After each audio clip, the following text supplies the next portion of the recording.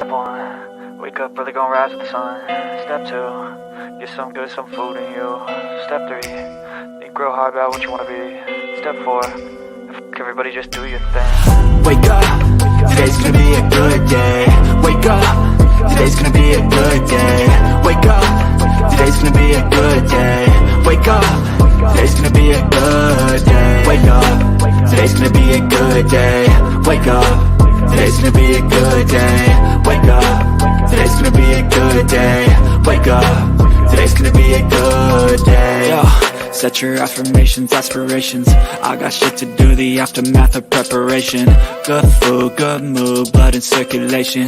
One step at a time, yeah, that's how you make it. Set a goal you control and the steps you take them. I try to pick one thought, have some concentration. And if I make a mistake, it's called education. I try to do this every day, call it replication. Wake up, today's gonna be a good day. Wake up, today's gonna be a good day. Wake up, today's gonna be a good day. Wake up, today's gonna be a good day. Wake up, today's gonna be a good day. Wake up, today's gonna be a good day. Wake up, today's gonna be a good day. Wake up, today's gonna be a good day. So life ain't easy, yo, I think there's a reason though. Ups and downs, just like every different season, yo. Sometimes I'm high, other times I'm barely breathing, though. I always gotta fight and hide from the demons, yo. Negative thoughts are poison, they rot. Head full of flies, so here come the clouds. They'll never stop unless I can swap all the bad for the good in my head when I'm lost. Yeah, so I'ma fake it till I make it. Positive thoughts are overtaken, I got patience. One day at a time is how you operate a cadence. A flow, you grow, you show yourself a foundation. Stay away from all the shit that causes temptation. I know that I like to do it cause it's sensation. I live my life in my head like a narration.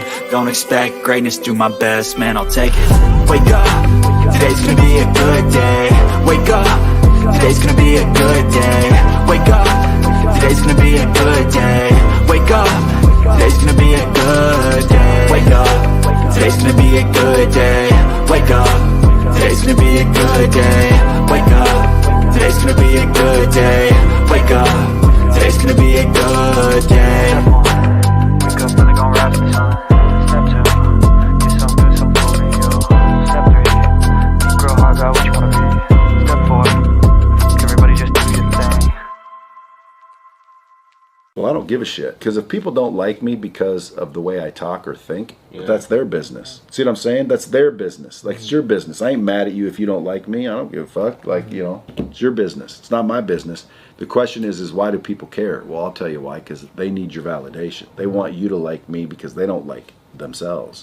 So they're looking for everybody else to validate their value. Am I cool? Am I good? You like me? Did I make it? Am I right? Huh? You know, I don't do that. Andrea, aka Bullhorn Betty here. Look what I found. It looks like a lot of people on YouTube. Right here. Right here. This is a real ass right here. Like many people on YouTube. All you need to do is show an asshole a little love. Right? Right? Tell him.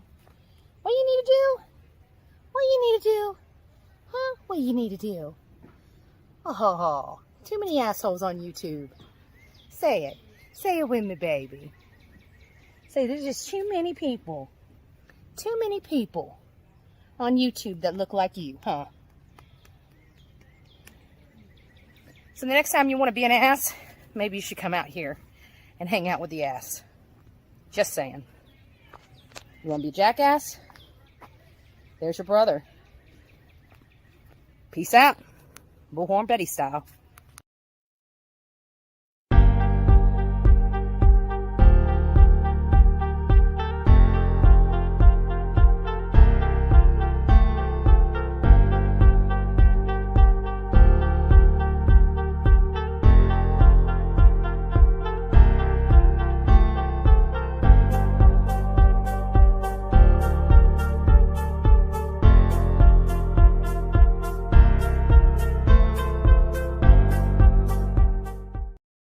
don't know about y'all, but like for real, I don't mind being talked about. My problem come in when they start making stuff up. So you can talk about me all you want. It is what it is. You know, it's either I did it or I didn't. I said it or I didn't. Whatever the case is, I don't care. I let whoever think whatever, feel whatever. That's on them. You know what I'm saying? But it's the making up part. It's the lying part. It's the adding on to part that always get me. I don't mind being talked about. It's when y'all start lying that bothers me.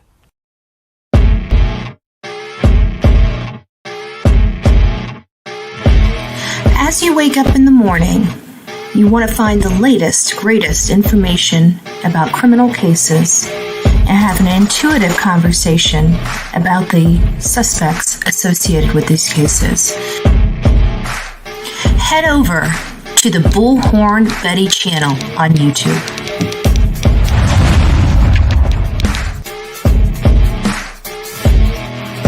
Get breaking news right here on the Bullhorn Betty channel.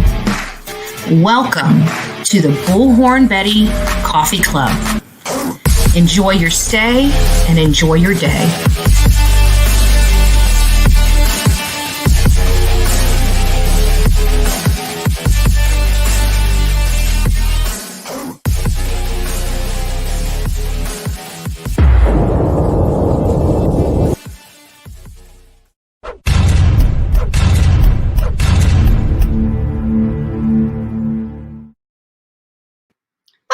Hello, beautiful people of YouTube. Happy Saturday. Happy Saturday. Nice day. Well, kind of. Not here in Florida. I looked out the windows this morning and it was gray outside. I'm like, great. So I think we got a cold front coming in. Let's keep our fingers crossed, right? Because Thanksgiving here in Florida was a little, just to say the least, right? It was a little hot. A big shout out to Sandra. I don't want to give her full name. Thank you. I just wanted to read. She sent Bullhorn Betty a very lovely gift, by the way. Actually, I probably shouldn't call her by that. We'll call her Unicorn One. That's what we'll just label her Unicorn One, right? And just a little thing. It says, Andra, thank you for all you do for these missing kids. You are an inspiration. Love your sassy attitude and your dedication. Thank you, Unicorn. Keep up the great work. I hope this helps. It does. It does. Many of you guys know Olivia and I are in the processes of planning a trip, and of course, everybody that has been on here trying to figure out where we're going, they're not going to figure it out because they have literally no clue. They think we're going here, but we're not going there. And it's funny because all I have to do is come out here. This is how crazy the streets of YouTube are, and they're going crazy. I say, "Ooh, I'm going." I have not showed one receipt, not one, not one receipt. I haven't come here and asked my audience to help or anything like that. I've said if you wanted to donate to our next project, well, you're more than welcome. But I don't even have to show a receipt. All I have to do is literally come on YouTube and say, oh, hey, I'm going somewhere, right? I'm going somewhere. Got it bought and paid for. Got it bought and paid for, right? Got it bought and paid for. I'm leaving. I'm out of here, right? Still here, by the way. Yeah, it's still in Florida. And it's kind of funny because they're like, oh, we know where you're going. Are you sure about that? Right? Make their freaking heads spin. You want to talk about triggering some of the haters? This is how we trigger the haters. All I have to do is come on here and say I'm going somewhere. Next thing you know, they're in their Discord, plotting and planning. Oh, we know where she's going. She's going here. Oh, maybe what if she's going over here? What if she's going over here? Get all those clowns set up in every single state. Go ahead and put that deposit down, baby. Put that deposit down. Right? I got the front tooth fixed. See, it's all fixed. Doesn't look like I got a little piece of something stuck between my teeth, right? Bad news with teeth.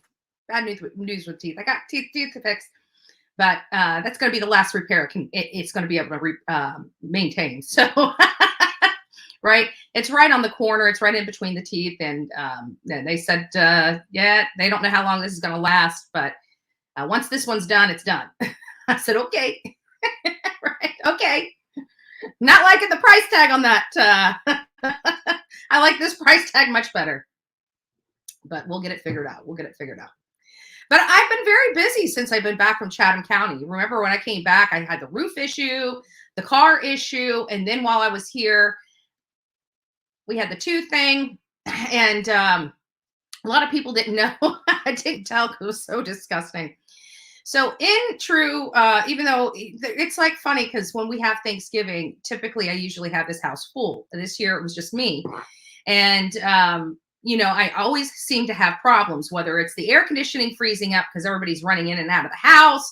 There's always something on Thanksgiving. And I'm thinking, you know, nothing's going to happen. Nothing's going to happen this year, right? It's just me. Well, guess what? That wasn't necessarily true. So my lines were clogged up. I don't know if it's because I haven't been here very much, and you know stuff is getting caught in my my sewage lines. You know, I don't know. So, anyways, it was not pretty. I had stuff coming up through the shower on Thanksgiving. I'm thinking, oh my God, like I'm not even doing anything. How am I having to deal with this, right? So I took some scalding hot water. I cooked hot water on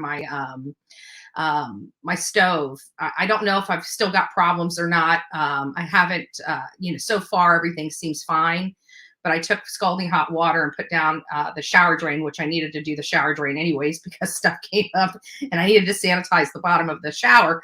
But I also did the kitchen drain. A lot of people don't realize your lines get really gunked up. We have garbage disposals. We put everything literally under the sun in our pipes. And even though I replaced the pipes above ground, you know, God knows what's in those pipes below the ground. And so sometimes just taking good old fashioned scalding hot water down the drains does numbers, especially for gunk and everything. So I don't know I haven't seemed to have any more problems since Thanksgiving with the drainage, but hey, you never know, right? You never know. But those are the Thanksgiving things. Even when I decided to go low key for Thanksgiving, I still have the normal run of the mill life Thanksgiving problems. And of course, of all times for it to happen. But we got the drain done. Well, I've already submitted everything to FEMA for my roof. I've already did a request for the Small Business Administration loan. I did everything FEMA told me I needed to do. So in a couple of weeks, I should be getting an inspector for the roof, the tree, the fence. We'll see where it goes from here. So I did that. I got the car fixed. And I did some other much needed work. So I haven't been completely lazy since I've been home, just to let you know. Oh, Finland. Nice to see you from Finland. Yes, we are more and more are coming aboard from abroad to learn about how crazy the United States of America is. We crazy over here. We cray. Bushy Crib, nice to see you. Good morning. Justice for all. Good morning, bright and early. I don't think this man sleeps. I don't see where he sleeps. He's got to be an insomniac. I think he goes down for his nap at like 1. That's why we see him all night. I wake up all the time. I just have been my sleep's been off too. My sleep pattern's starting to get a lot better now. It really is. That's why we've been able to we've kept maintained our coffee club in the mornings for some time, and now we're back again in the mornings. And if you guys are part of the replay crew and you guys did not get notified of the Bullhorn Betty channel, please consider going out there and changing your bell to all. I know that every few months I don't know what it is with YouTube, but they reset everything. And if you're not paying attention, they will not notify you. So if you're watching this on a replay and you're like, I always watch her live, why didn't I get live? Go back there, check your bell. Don't unsubscribe and resubscribe. I used to tell people to do that, but you really only need to adjust your bell. And the reason why I'm telling you not to unsubscribe and resubscribe is because I set the chat for 1 hour. So if you unsubscribe and resubscribe, you're not going to be chatting in here for at least an hour. So if you do need to unsubscribe and resubscribe, wait until the show is over before you do that. If you are on the replay crew, you got nothing to worry about, because I guarantee it's going to be at least an hour before I do another live. So if now, after we wrap up here today, would be a good time. Dana, nice to see you. Katrina. So Flo Mama, nice to see you. Patricia, Jackie, Christina, Isabel. Astal. I don't know if I'm saying that right. If I'm not, sorry.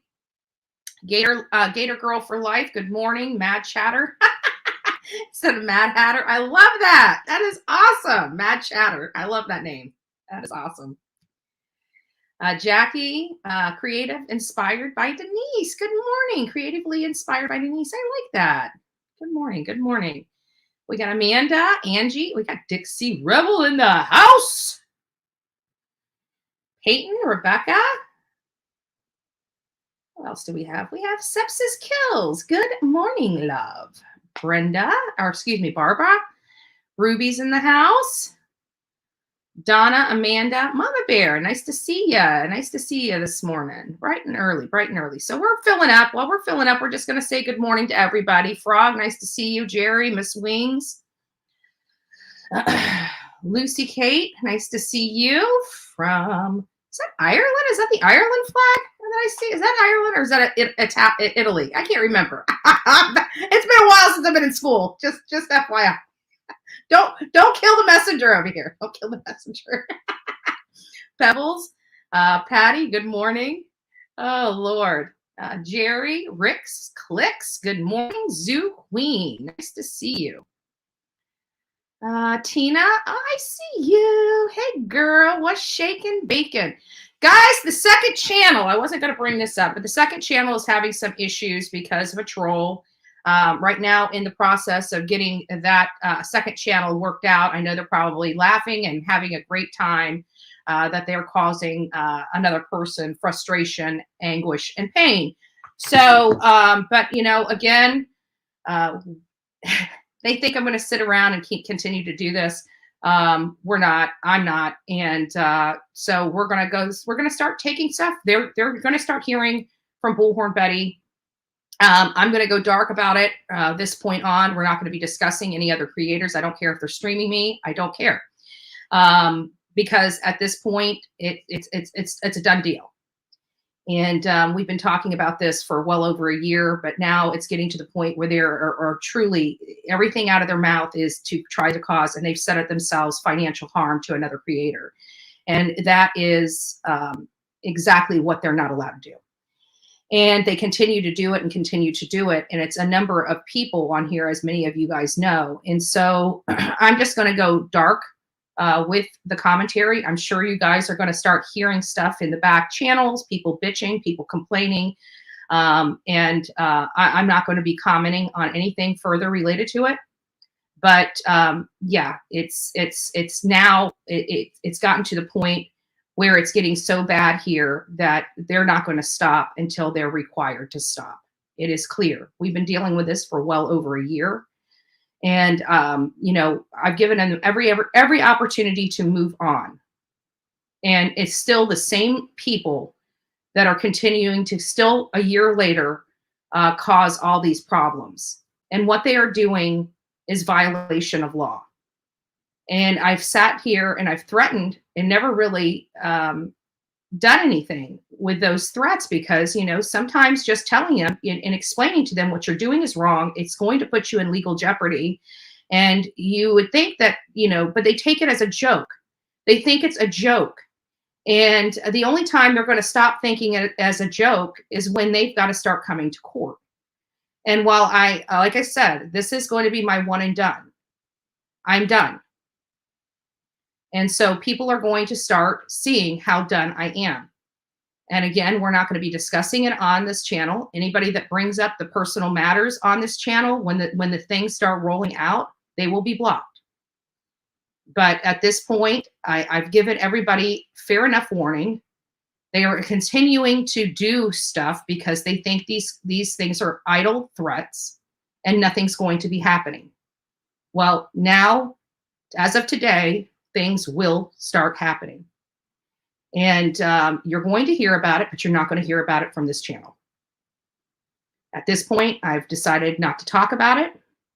I've decided that we need to move forward.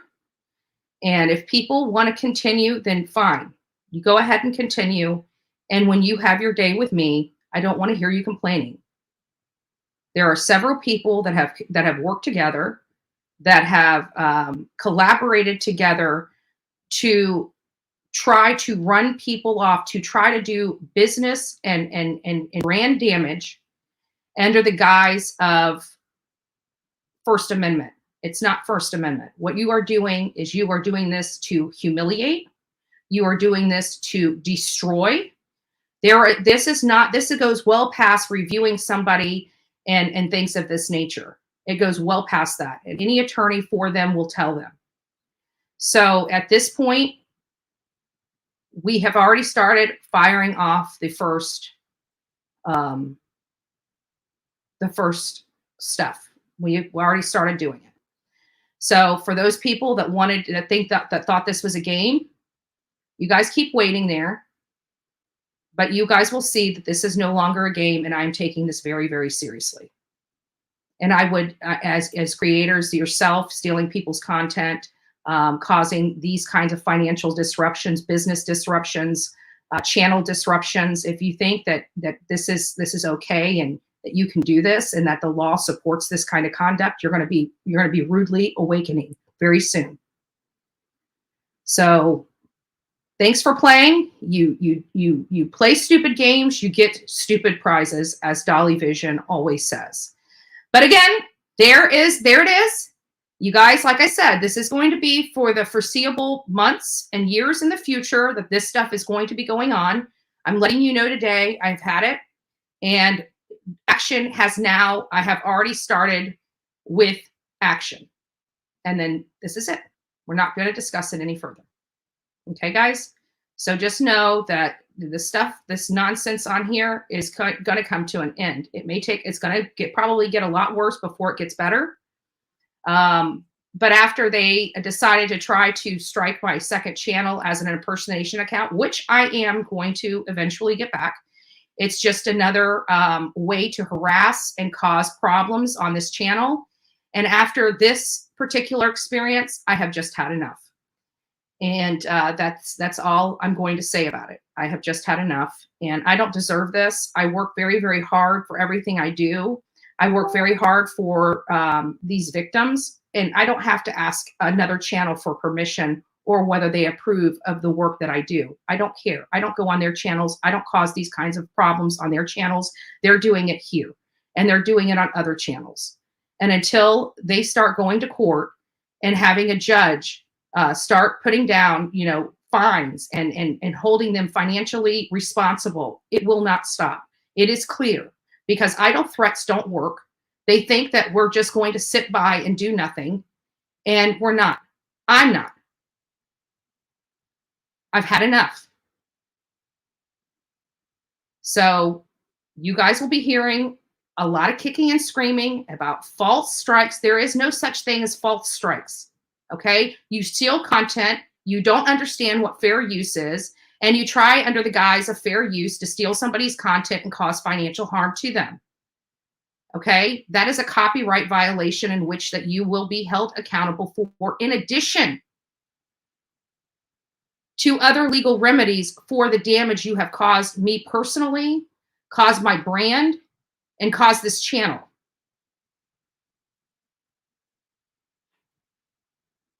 So, sorry for going on that dissertation, but I felt the need to get that off my chest. And I hope other creators follow suit. But you know what? We've always known I lead by example, and I will continue to lead by example. I do not have to put up with this, and neither does any other creator. If any other creator is having a problem with these creators, we know who the Sob Squad is. We know who the hate channels are. If you are being harassed by one of those channels, let me tell you and let me help you work through the process so you can equally hold them accountable. Because I tell you, if this starts and we have several creators going after them, it will only bolster the legal merit. However, I'm perfectly fine with everything I've got right now to pursue this all by myself, because I was the one, outside of MGL has a strong case against a lot of these people as well.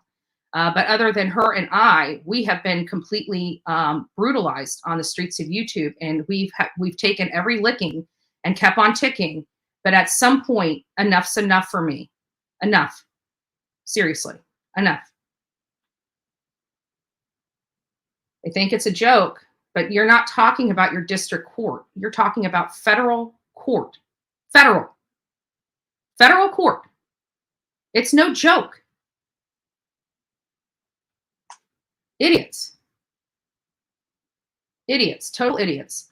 But anyways, we're going to get on to the Idaho 4. Good morning, Sepsis, Momo, Mendel, Jerry, Sue, Katrina. Nice. Thank you. So, yes. And we're going to have a legal fund. We need a legal fund.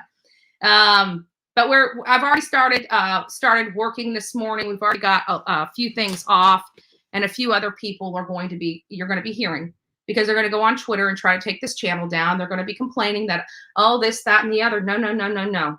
Clearly, you guys have seen, I understand the law very good, right?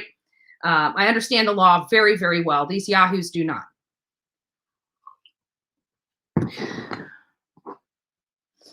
Okay, hit that like button this morning. If you guys are coming in here, hit that like button. We have two updates on the Idaho 4. Two. Let's see here. Yes, the best way you can immediately help for this project and upcoming projects is through our Cash apps, Venmo, and PayPal. If you guys are interested, many of you know we travel the country. It is not cheap. This is a viewer-sponsored channel. And what we do and what we create and what we provide to our audience is sponsored by our audience. So thank you guys. I know I'm just your face, but we represent the Coffee Club and the Bullhorn Betty channel very, very, very well. Good morning, Lynn, Crystal, Jets Mama. Is it Mama? Yeah. Caroline, nice to see you. Love it. Moonlight Magic, nice to see you. Anointed Praise. I love it. I love it. All right, so I'm going to go. Everybody else, I know you guys have been in here. Sonia, nicely. Nice to see you. Nice to see you. She is the one that does our shirt, that does the Team Foul Play shirts. And she did, what was it? The Voices shirt. I just got it. I just pulled it out of the washer, and I've got to fold it. Because I'm going to be doing some adulting today. I'm going to be doing some adulting. We support you, Miss Beth. I know you guys do. I know you guys do. But you know, enough's enough. I've had it, and you know, all this extra work, like I'm trying to research these cases, and we got people calling in, causing problems on our phones. We got people coming in here, when we're on panel. This is a channel. This is not a joke. Okay. You know, they may want to play Sink Your Battleship over there. I'm not playing. I never asked to play. And because I stay silent, I feel like that they think I am a weak link. That's why they always use my name and always try to profit off of me, even at my own detriment, is because I don't engage, and I'm not going to, and I'm still not going to. I'm not going to do it. I'm not going to engage in this nonsense. And the more I try to disengage, the harder they come at me, and I don't have to put up with this anymore. And so it is, you know, it just is what it is. I have an opportunity right now to go ahead and get this, start getting this stuff rolled out. And I'm going to do just that. Nobody deserves this. And if we can stop this from happening to me, we can stop this from happening to other creators as well. We have a right to be here. We have a right to discuss. This is America. I can discuss any damn thing I want to discuss. And I can go anywhere the hell I want to go. And this idea that I have to ask them permission or I have to be harassed everywhere I go. No, I don't. No, I don't. I have a right to move freely in this country. I'm not a celebrity. I am not a public person. I'm a private person that has a YouTube channel. And this idea that they have a right to do this to somebody is disgusting. So, you know, again, I hope other creators that are on here, if you're going through this, you equally reach out to me. There's definitely things that we can do to prevent this from happening in the future, but it's going to have to take, unfortunately, legal action to get it done. And unfortunately, that's just where we're at. So again, now that it has become a legal matter, I'm not going to be discussing this anymore, right? I'm not going to be discussing it anymore. Now we can't. But just know that that we are, from this point forward, even if you don't hear it, you don't see it, you have to know we are really working behind the scenes, and we are going to be holding people accountable for the disgusting action. And now that we have a year, we have so much evidence to help support our claims that it is not even funny. So, and they did this to themselves. So again, we are going to make sure that the Sob Squad does not stop crying. I don't know what else to say, right?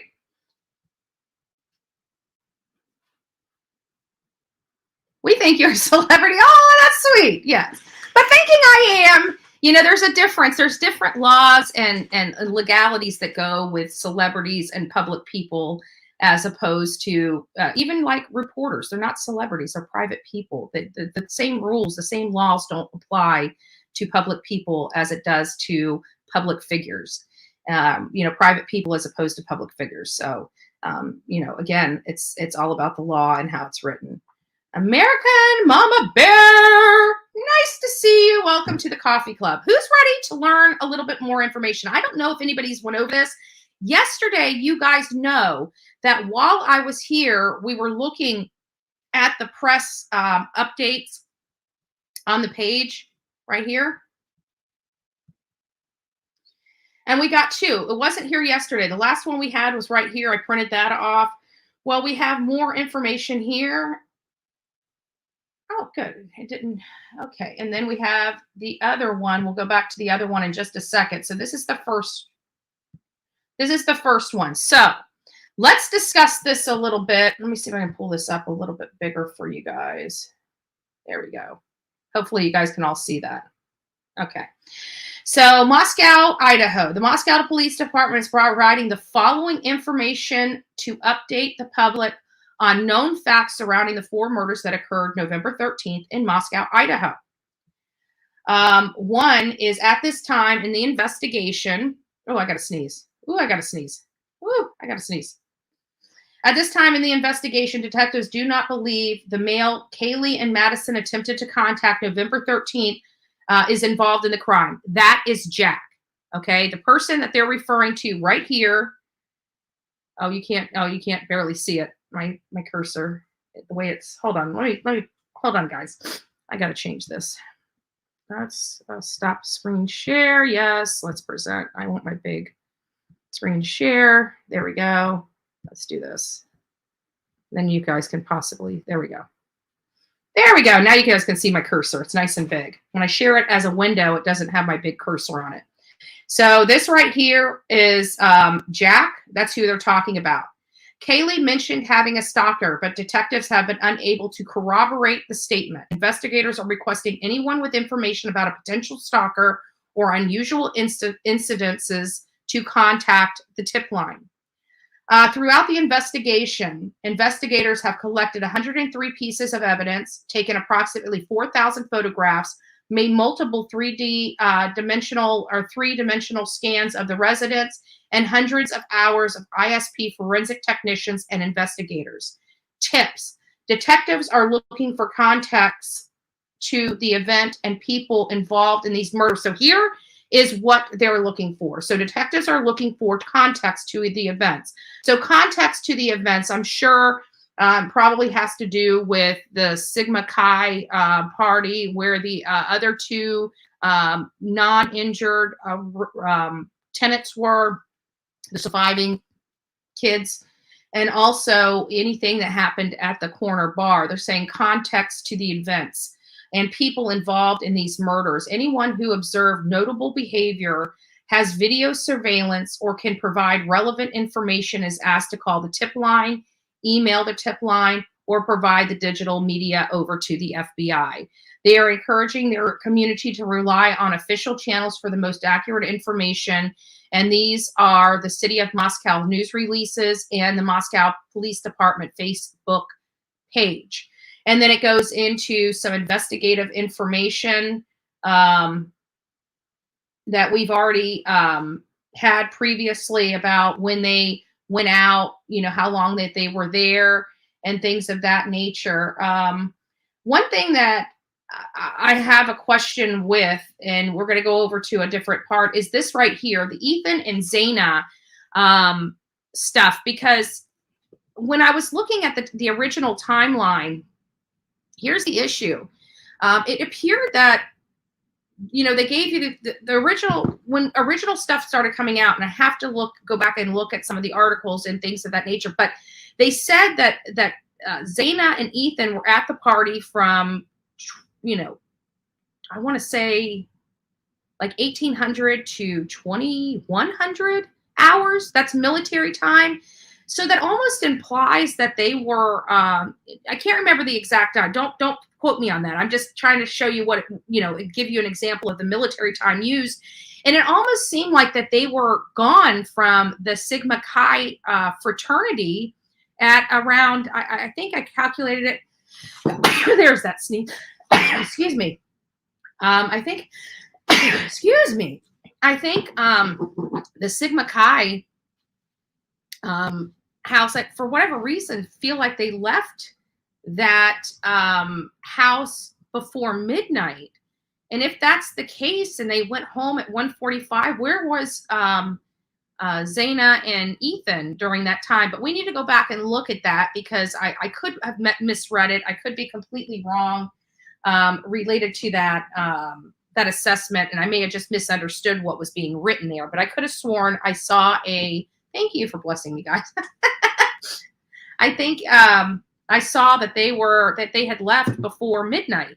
So where did they go after the Sigma Chi fraternity party? Because it's, according to them, the police department, they did not arrive home until 1:45. So I just wanted to, put that out there. I'm not sure if I read that right or if I'm misreading something, but they're not putting it on this press conference anymore. Guys, excuse me, I'm gonna have to blow my nose. Hold on just a second.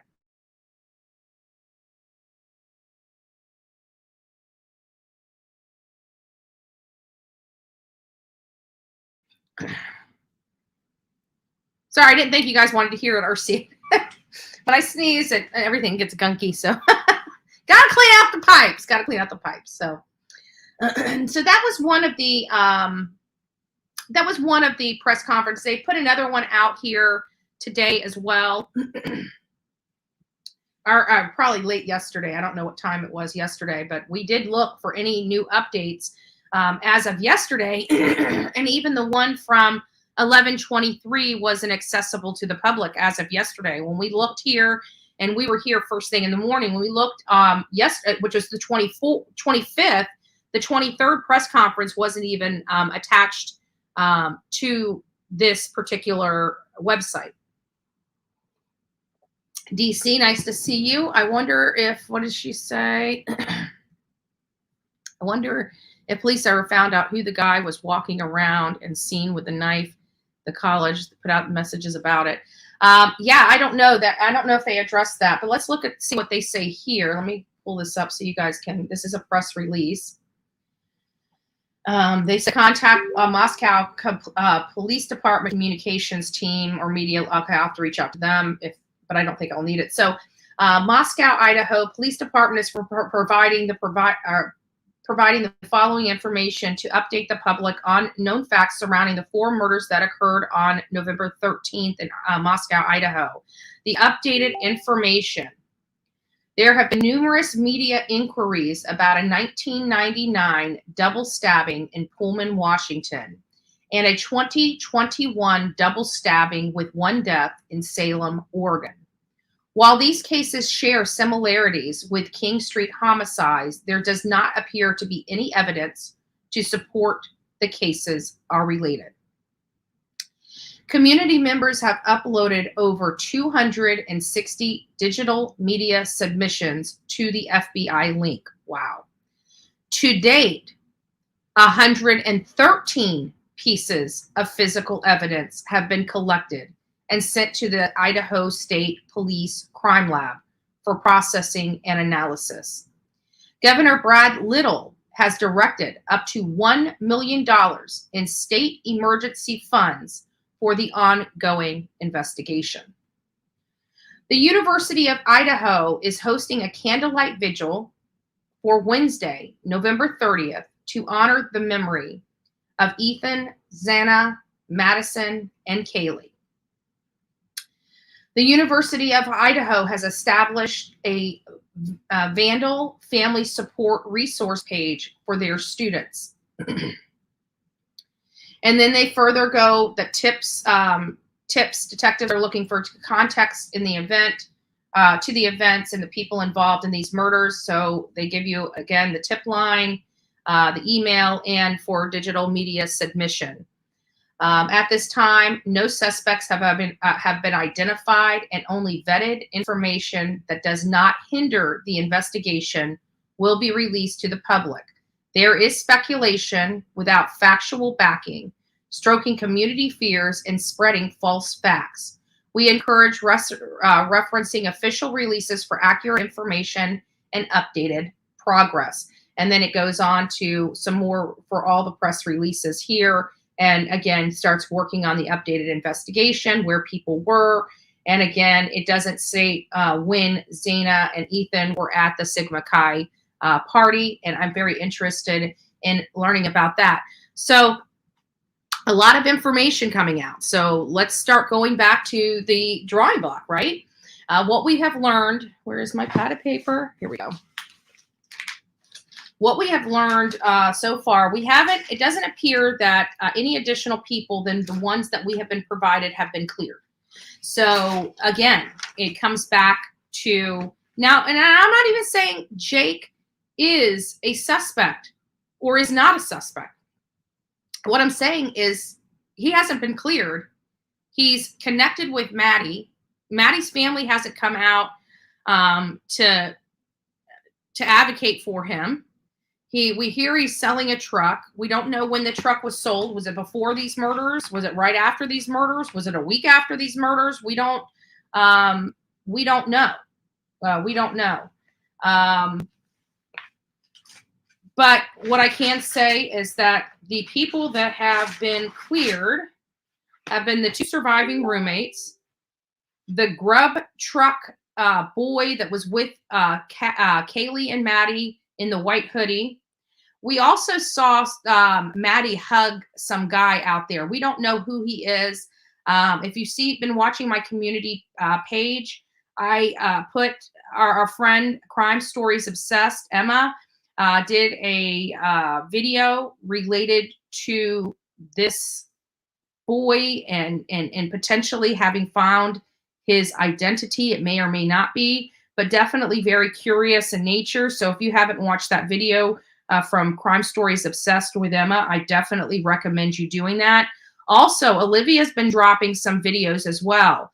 Chronicles of Olivia. If you guys haven't been over there to look at Chronicles of Olivia, please go over there. She's got some beautiful videos that she just has a way of explaining stuff for us to understand, putting it in bite-sized pieces so we get the gist of things. And then, of course, we've got JLR that's doing some major investigative reporting and sleuthing related to this case, as well as the Michael Vaughn case. And there's been some information, some pretty darn good content that came out from JLR. I was pretty impressed with an interview that he did, and it really did kind of give us an idea of at least the comings and goings of the prime suspects, the prime people of interest in the Michael Vaughn disappearance. It was very alarming. There were some things that didn't make sense. So we will be going over some of that. They also cleared anybody in that home that was there when police arrived at the apartment where the four were killed.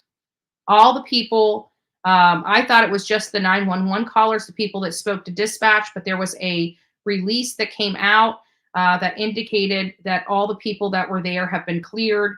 And then, of course, the male subject that Kaylee and Maddie tried to call a significant amount of time, 10 times between the two of them, that was Jack.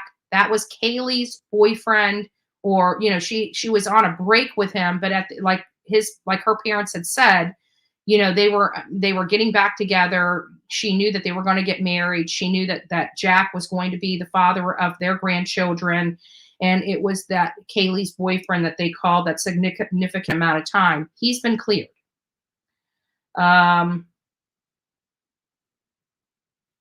They looked through 3 dumpsters. They didn't, it doesn't appear that they gave us a whole lot of information what related to that. They're still not identifying the specific knife that was used in the attack, only that it was a large fixed blade knife. We're seeing that it appears to be a military style knife in and of itself. And then, of course, as of yesterday, they had 103 pieces of individual evidence. That has been increased to 113 pieces of evidence. So that's really all that I have related to the Idaho 4. You know, it's still a classic whodunit, but we're starting to hone in on some information. We're starting to see the picture clearer. And I know there's been a lot of people that are on, you know, team serial killer, right? There are a lot of people out there that believe, that are in denial. Let me say it this way, in my opinion, in Bullhorn Betty's opinion, there are a lot of people that are in denial. There are a lot of people that do not believe that this is a college grade kid, that a college grade kid can have this much hate in his heart, that he can go into a house and slaughter 4 people without having multiple people there, or this being a deranged serial killer. Okay. Again, I want to adamantly state my opinion on here. Now, granted, I'm glad we don't all parrot each other. I'm glad when I come into the Bullhorn Betty channel, I don't have to worry about every single one of my subscribers agreeing with every single thing I say. I hate that, right? I like you guys having your own opinions. And I like, not necessarily that I like it differing from mine, but I like the fact that you guys are actually taking the information, the facts, and generating your own theories and speculations related to that. And we've discussed some things that have driven us, you know, had it not been, I was scratching my head for, let me just put this in perspective. When we started covering this case, because of the stuff that you guys were writing in the chats, you know, I was thinking the target was Kaylee. And it still may be. I think I'm 50-50. It was either Kaylee or Maddie. I think we've got it down. I do not believe it was Ethan. I do not believe it was Zana. And the reason why I told you guys in the past is the reason why I feel that way is because I felt if those two were the target, if those two were the target, they would have stopped there. Why go up to the 3rd floor? Why go up to the 3rd floor? So, and it appears to me that those 4 were actually quite tight together. So Ethan, Zana, and I don't know about the 2 people on the bottom floor, who they are and were they as tight with the other 4 as the other 4 were with themselves, because we saw even Zana and Maddie in multiple pictures together. So it all looked like Ethan, Maddie, Zana, and Kaylee were all friends, you know, not just roommates, but actual friends, and did things with each other and things like that. You know, I don't know what it was, but it did appear that they were friends. But anyways, that's why I think it was the girls upstairs that were the target. And then I see an article that came out, and I was reading it. Do I have it? Let's see if I have it here. Maybe we'll pull it up. Give me just a second. I did a lot of research yesterday, so I got to try to find. Oh, here it is. I think it's this one. I think it's this one. I think it was the post.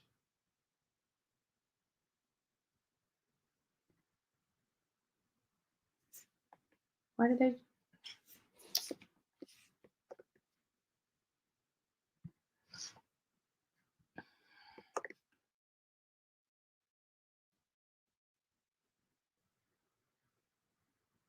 There it is. At least I think this is it. Oh, I wonder if they took that down. Shit, I should have recorded it. Damn it.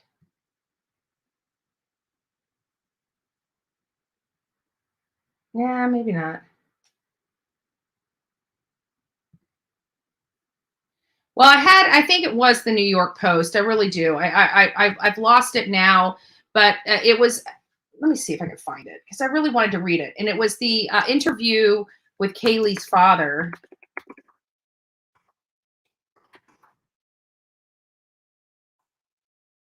Enclaves.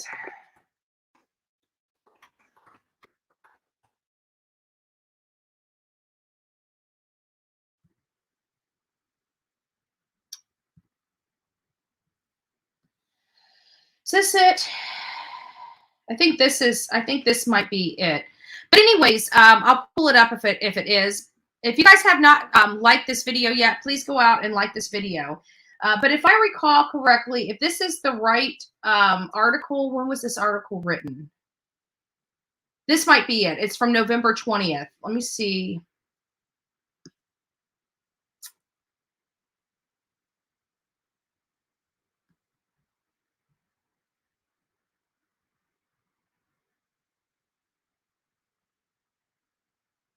I think this might have been one I've already read. But anyways, there's one that came out where the father of Kaylee Gonclaves, I think if I'm pronouncing her last name right, was talking about, in this news article, this particular news article that I'm referring to. Now, this one appears not to have been it.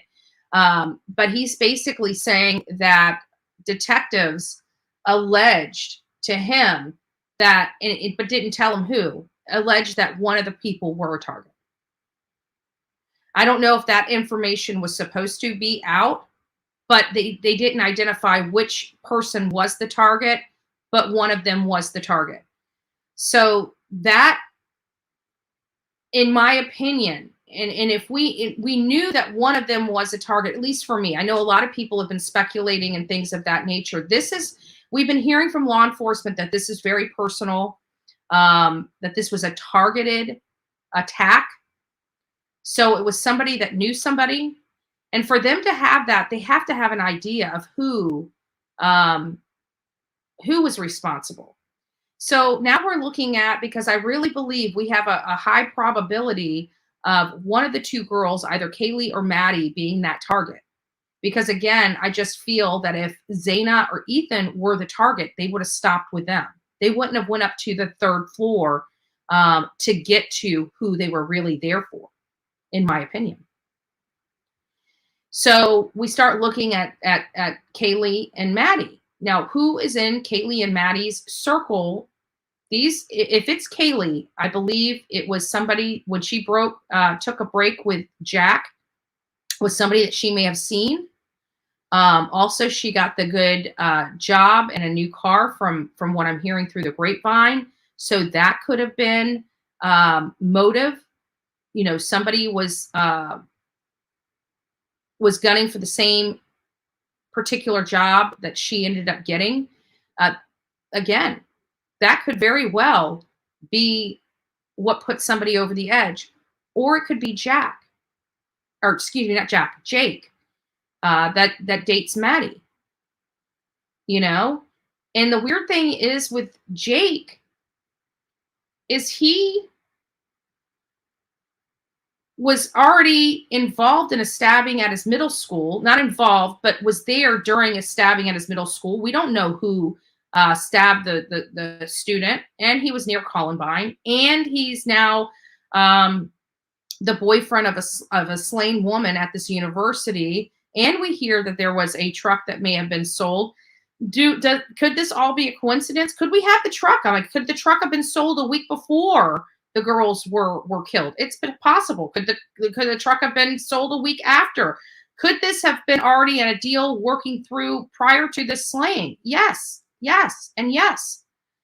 So we still don't know. We still don't have an idea of who it is, but I can tell you for a fact, law enforcement has not cleared Maddie's boyfriend. They haven't cleared him. Why? They've cleared Kaylee's boyfriend. They've cleared a lot of people in and around those four's world. They've cleared a lot of people. Why have they not cleared Jake? Isn't it, Dee? That's what I'm saying. Now, again, we could have some dates wrong on the sale of the truck. The sale of the truck to me seems really suspect, but it could be innocent, right? It could be innocent. It could have been that he literally sold it that day, earlier that day, earlier 11/12. He could have sold it. But if we do find out that he listed it and sold it after they met their demise, that to me is super, super suspect. Super suspect. But who knows? Who knows? This could be a good, genuine boy that just lost his girlfriend and is completely distraught, and things just don't look good for him, right? It could just be that. But what if it's not? We know whoever did this. If we take everything that we're hearing in these articles, in these news articles, from little hints that the families are dropping when they give these interviews, we're kind of getting a better picture of what transpired. And because of the calm and coolness of Kaylee's father, at least when I read this article, it appeared that, I can't imagine, very distraught, I'm sure is very distraught. But at the end of the day, he is, he's saying, look, we don't know who it is, but we were told one of them were targeted. That's what he said. We don't know who, but one of them were targeted. So if we remove, and it might be bad for us to remove Ethan and Zaina from that, as being the target. I'm just assuming that they're not the target because they went up to the 3rd floor. But there's also an explanation for that. Like, even if Zaina or Ethan were the target, if they were the target, then what would make the person go up to the 3rd floor? Maybe they knew other people were in the house. Maybe they were worried. Maybe the person was worried that somebody upstairs was already calling law enforcement. But even if that was the case, every second would count. And you would think that they would go into the room, do what they need to do to Ethan and Zaina, and leave the house. This person went even further. So he must have known that people weren't up moving around, and he had a little extra time to get up on that 3rd floor and kill those people.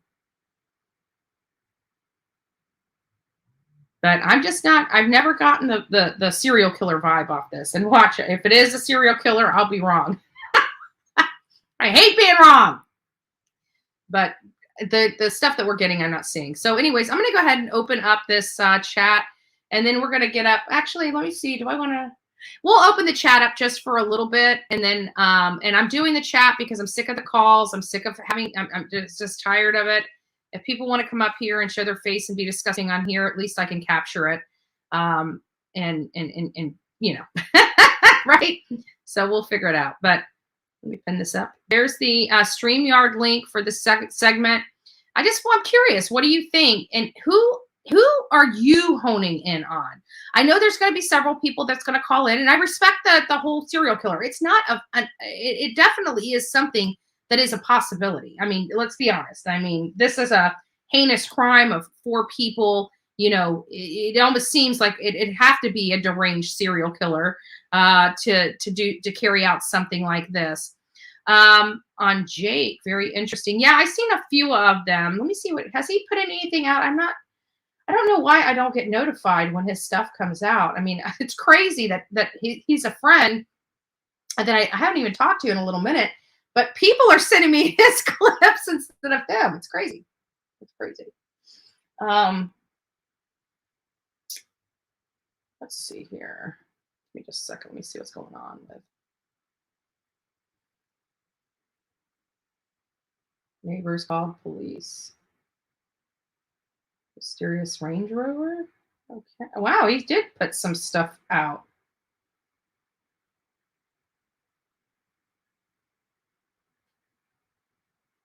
Yeah, he is. He's got a few things out. If you guys haven't seen, I'll just pull up here. We're going to discuss one of his videos, but it's not on this particular case. But yeah, he's got like neighbors call police in Mascow. He's got the mysterious Range Rover. Ethan Chapin, not Facebook friends with Kaylee or Maddie. He may have actually been friends with Kaylee and Maddie at one time, in all honesty, because Ethan's family actually shut down his social media early on in this case. I mean, literally privatized everything, unfriended a lot of people, so he wasn't attached. Remember, he's a triplet, and he's a triplet of another boy and girl. and so that they're up to date on social media and probably knew how to get this shut down fairly quickly, social media wise, because I can't imagine, when something like this happens, every news reporter, every alternative media, every piece of media, they're reaching out to you nonstop, and they're going through your entire life. Some of these girls and families don't know their passwords, and their stuff is still up because they have no way of shutting it down. But Ethan's family, on the other hand, was a little different. Also, this is no disrespect, and I did this. I said this to Olivia last night, and one of the things that I've noticed is, like, these girls here, Kaylee and Maddie, they were beautiful. Like, they were, in my opinion, model beautiful. They were gorgeous girls. I shouldn't call them girls. They were young ladies, gorgeous young ladies, very beautiful. And what I found odd, and call me crazy, but this day and age, it just seems odd. And it goes back to the old, American Pie. Remember the comedy All American Pie? You guys remember that? It's funny about, I think it started out in high school. It was about a lot of first experiences and an apple pie.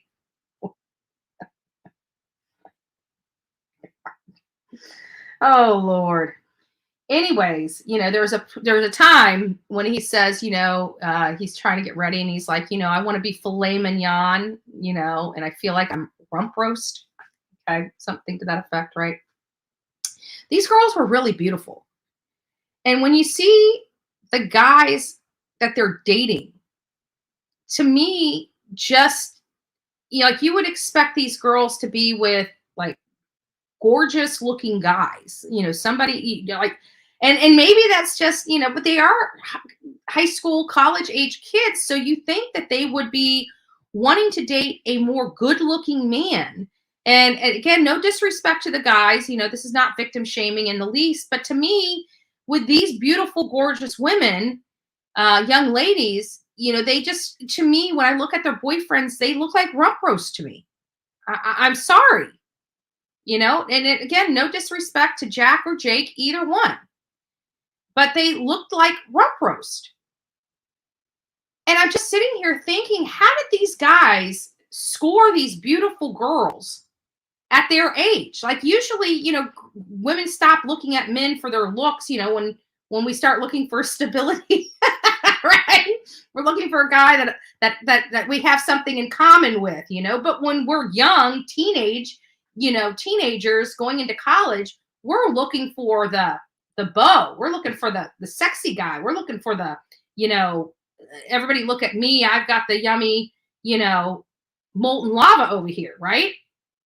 That's just not what it appeared to be with these girls. These girls were gorgeous, like model gorgeous, and they're dating rump roast. I don't get it. I don't get it. And it makes me wonder, and almost goes even further. Like, if Jake knew he was about to lose his beautiful, gorgeous model girlfriend, and she was just tired of his shit, it happens. He may have been very insecure and knew he would never score another woman like this again. Rump roast. I'm sorry. That's the only thing I gotta equate it to. I was sitting here thinking, I'm looking at these guys. I'm like, what am I missing here? What am I missing? What? Because when you look, look at this. Like, you look at Zaina and Ethan, they look like they go together. He's much taller than her, but they complement each other. But look at these girls over here, and look at the guys that they're dating. Like, they're rump roast. I'm sorry.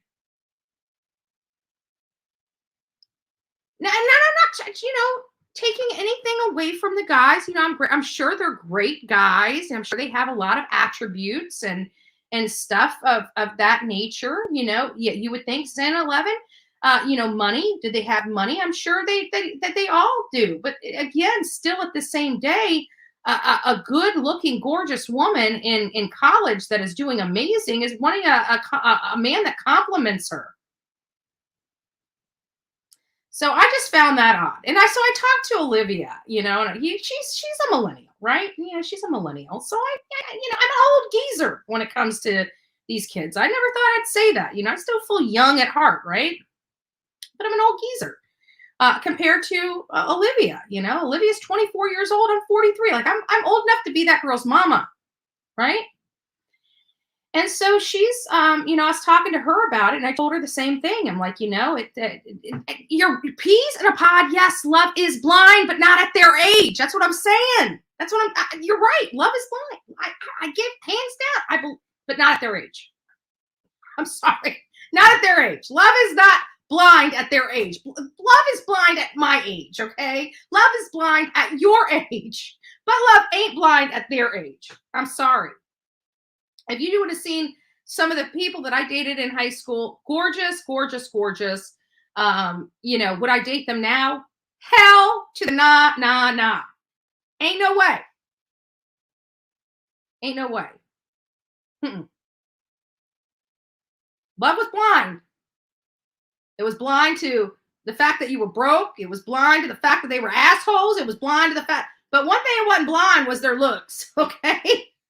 I'm sorry. When I was that, I'm not dating somebody I got to put a paper bag over their head to walk in the mall with. Okay. Kids are vain. They're vain.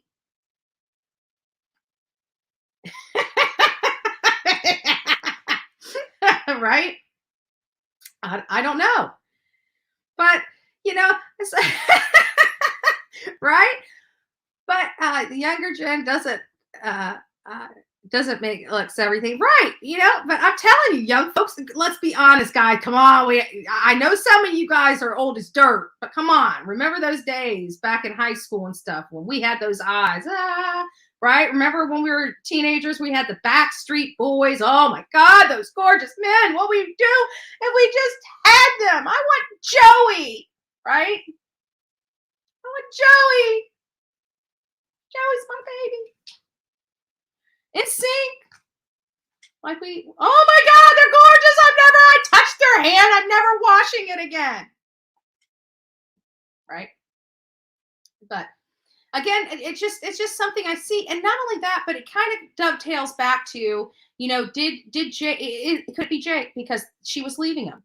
And Aaron Carter, Nick Carter, my two hotties. Yeah, you guys, you know what I'm talking about. Come on now. I'm bringing you back. You guys are going back in those memories. Now you're like, oh yeah. See, you guys forgot. See?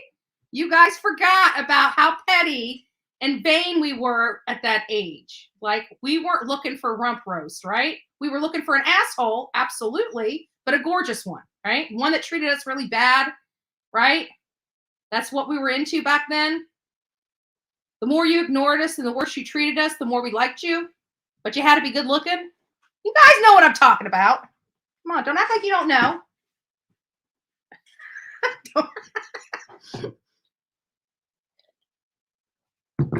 Can't pull one over on Bullhorn Betty. I have a memory. My memory. This is no joke, and this is a blessing and a curse. Blessing and a curse. I can remember back when I was 18 months old. People say, "Oh, there's no possibility." Oh, yeah, there is. I don't remember a whole lot. But I remember certain things. And when I talked to my mama, she's like, how do you remember that? Because like my great grandmother died when I was very young, before I was 2 years old. I remember her. I remember what she looked like.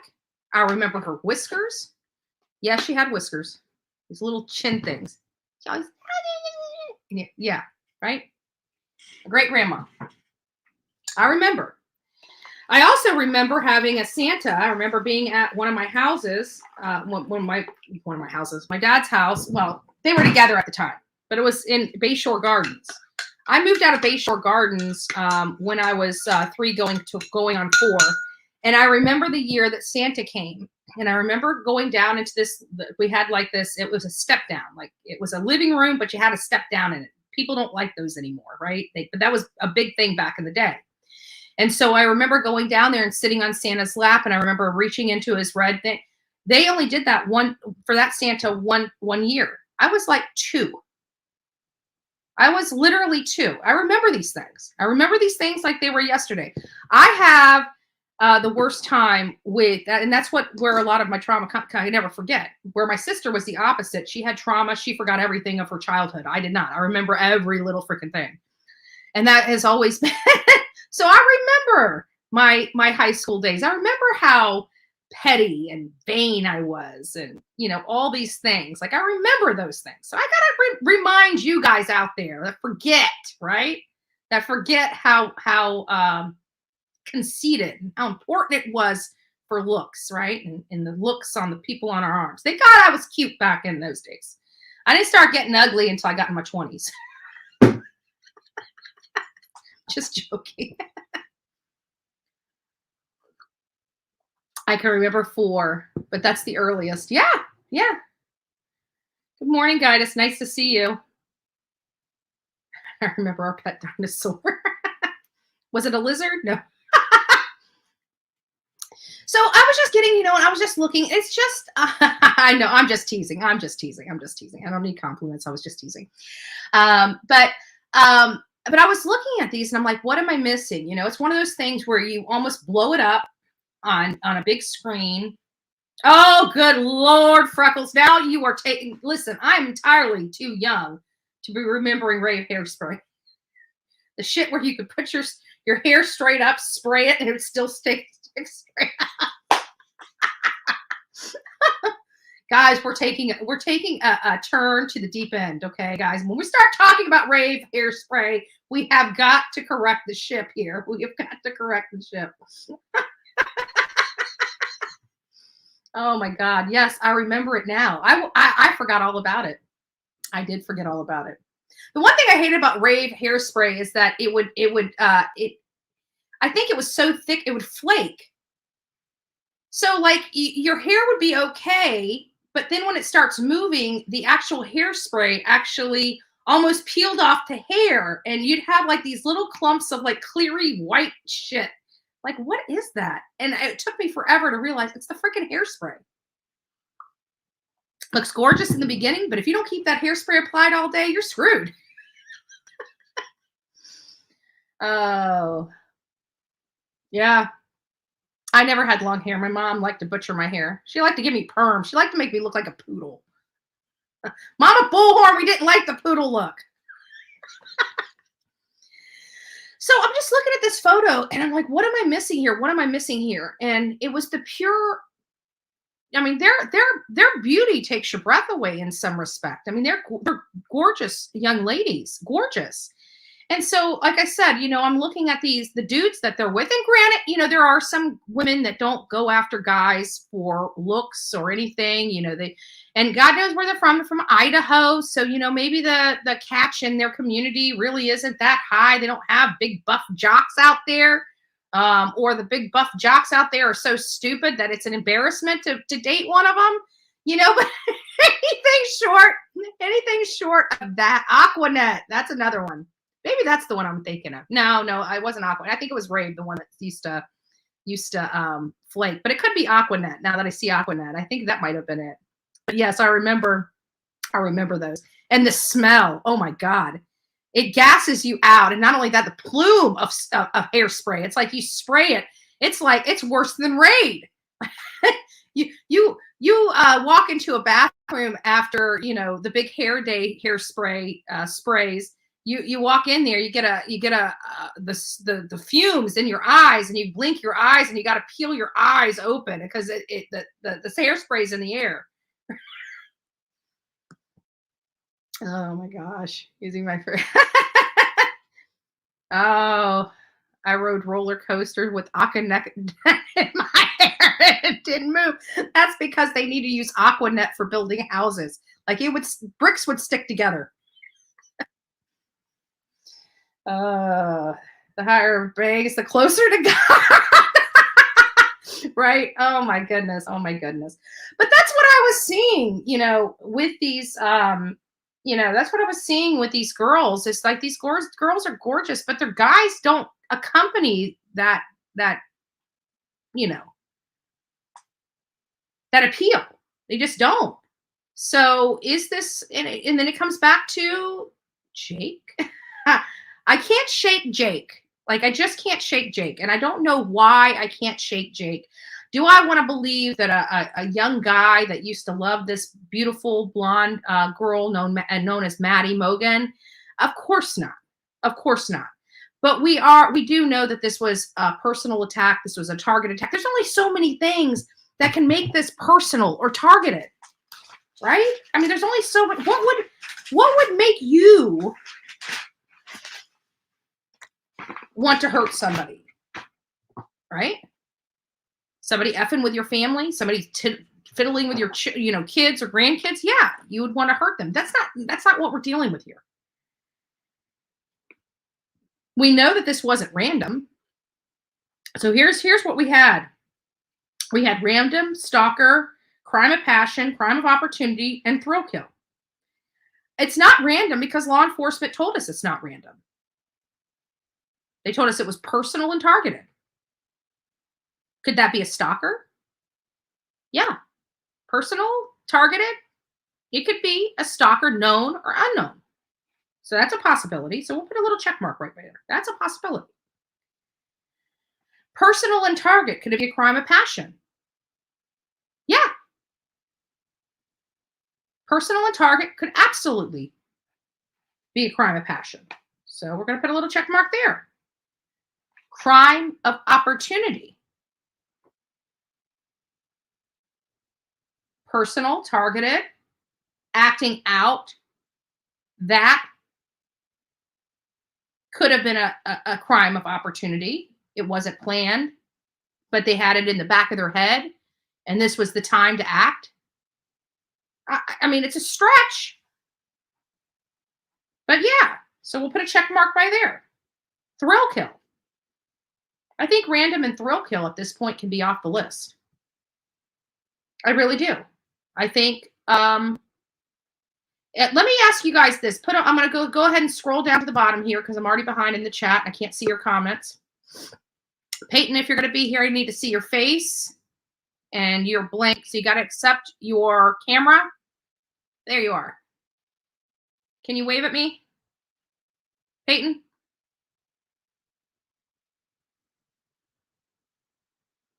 Peyton, can you wave?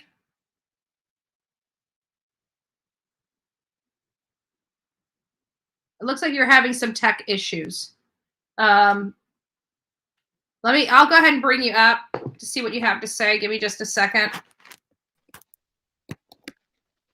All right, Peyton, how are you? Can you hear me? Hello? Good. Right. How are you? Oh, there you are. Okay, I'm great. Can you hear me? It sounds. Yeah, I can hear you. You might want to turn your camera off. Can you hear me? It seems like you have bandwidth issues. But I can hear you. Just go ahead and go whenever you'd like.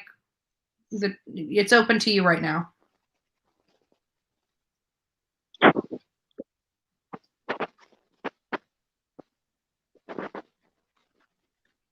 Peyton? Okay. I can't figure out how to turn my camera off, but that's okay. They can hear you. Me right now. Yeah, we can hear you right now. So just go ahead and let us. Yes, ma'am.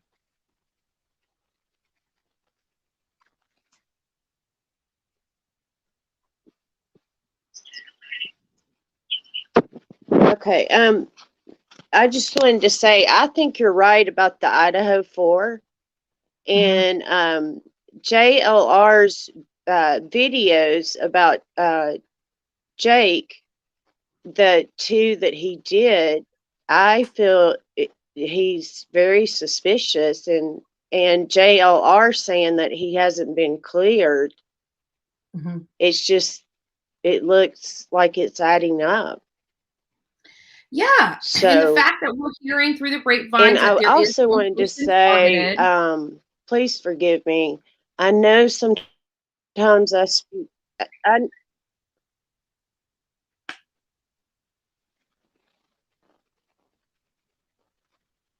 Yeah. And I just wanted to say, please forgive me. In 2016, I was in a coma. I'm lucky to be alive, but that's why sometimes I speak slowly. So I noticed like the other night on Dolly's show when I called in, there's somebody that called in right after me and said I was just trying to save you. So that kind of bothered me. So I don't know if I'm being judged because sometimes I speak differently. But you know, I always say it's my coma brain, but so I just wanted to say that too. So anyways, but about the Idaho 4, I think you're right. I think you're very smart, and I think you're right. I agree with you. Yeah, I appreciate that. Because they said that the investigators were up in the woods looking into where the wooded area was, looking into where the windows were. Mhm. Yeah. And I even alleged early on that this could potentially be a neighbor as well. And, you know, we're hearing about, you know, neighbors, other students being able to have access to those girls or being able to look through windows and things like that. And that's a little unnerving, but it does come with the university life. And these girls are very pretty. So if they were, you know, I'm sure if they had a window across the street from a horny boy, they were probably being watched. I mean, you know. So I think Peyton's having some digital issues on here. So I apologize for that. But definitely, I understand what she's saying. But, you know, there's a lot of possibilities, and it circles around. Like this could have been a neighbor as well. But just the pure personal and targeted nature of it just seems like it was something a lot more than a peeping Tom to me. Girl, take your time. Take your time. Yeah, and we appreciate it. And thank you, Peyton, for coming here. I hope you're never disrespected on this page or this channel at all. We definitely respect all of the, everybody's perspective. Somebody was saying something about trolls. If there's trolls in here and there's people just being rude, just block them. I like I said, I'm not getting into all of this. We're going to handle this a completely different way.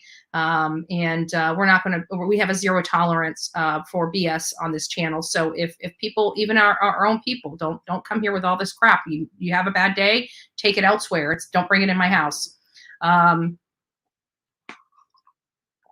But again, Unicorn 1, I got about 1,000 people in here. Don't forget to hit the like button as you guys are coming in here. We're going over the updates related to the Idaho 4. We have found out that, you know, the dogs, the whole skinning of dogs is not related. We have more information from family interviews coming out. And they're saying that it appears that one person in this home was a target. Everybody else was the collateral damage. However, they were short of telling us who the targeted person was. Apparently, even the families do not know which of the 4 were the primary target.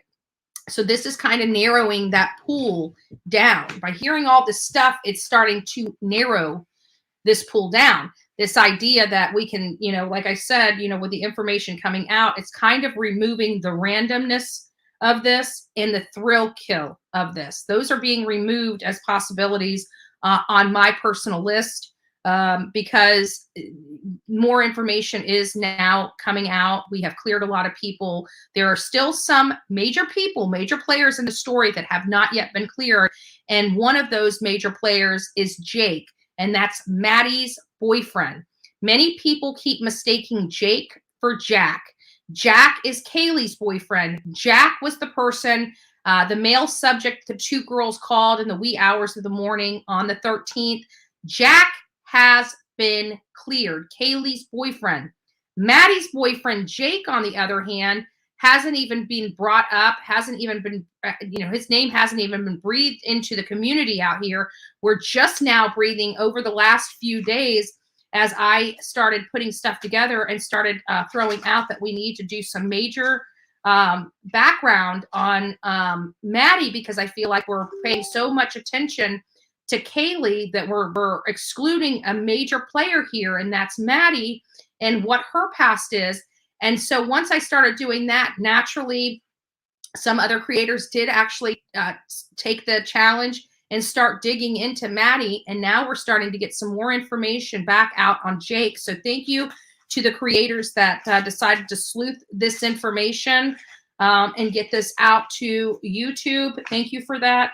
But after hearing from Kaylee's father and talk about how law enforcement alluded that there was one person in that house that was targeted, that changed my thought process. So now, out of the 5, the random, stalker, passion kill, or a crime of passion and crime of opportunity, and thrill kill, we're now down to stalker, crime of passion, and crime of opportunity. I think what the stalker will be coming off this list. I just need one more little key piece of information, and we'll be down to crime of passion and crime of opportunity. I truly, in my heart of hearts, believe this is a crime of passion. This was a personal and targeted attack to one of the girls. Again, there is the possibility that this had to do with the job and the new Range Rover that Kaylee got, because apparently there was a lot of people gunning for this job, and she is the one that ended up acquiring that job and getting that. So there might have been some pissed off students, very jealous, pissed off students at Kaylee, or somebody that thought that they worked harder for it and should have gotten it. You know, there is that true reality and true possibility. However, short of that, I really believe that something this brutal can only happen when you feel like your entire world is falling apart, like if you lost the woman of your dreams. So you see where I'm going with this? Am I right? I don't know. I don't know if I'm right or not. The good news is the dog is unharmed. The dog is now with the family. And other than that, that's all we know about it. Does anybody want to come up here? Does anybody have any other information that you would like to add to this? You know, the girls were calling Jake. Okay, so Tim Bray, the girls were calling Jack, not Jake, Jack. Jack is Kaylee's boyfriend. Jack is the male subject that was called 10 times, 3 from Kaylee's phone and 3 from Madison's phone. That was Jack. Jake, on the other hand, has not been cleared, has not been brought up, and is the boyfriend of Madison. I'm wondering who the male subject was that Madison hugged outside of the grub truck. That person has also not been cleared in this crime. And somebody that came into contact with Madison and Kaylee the night that they got killed. Someone was very crazy. Yeah, someone, you know, you can lose your stuff over love, especially young love. Like, you are doing everything you can, and the woman of your dreams just doesn't want anything to do with you. You just went out with her yesterday, and today she hates your guts, right? Right? You went out with her yesterday, everything was perfect, and today she hates your guts and wants to move on. That can really screw with somebody's head. Especially somebody that's not necessarily stable, or somebody that has a mom that's a psychologist that you know, has probably screwed your entire brain and thought process up, right? Just saying, it does happen. Some of these psychologists should not be practicing.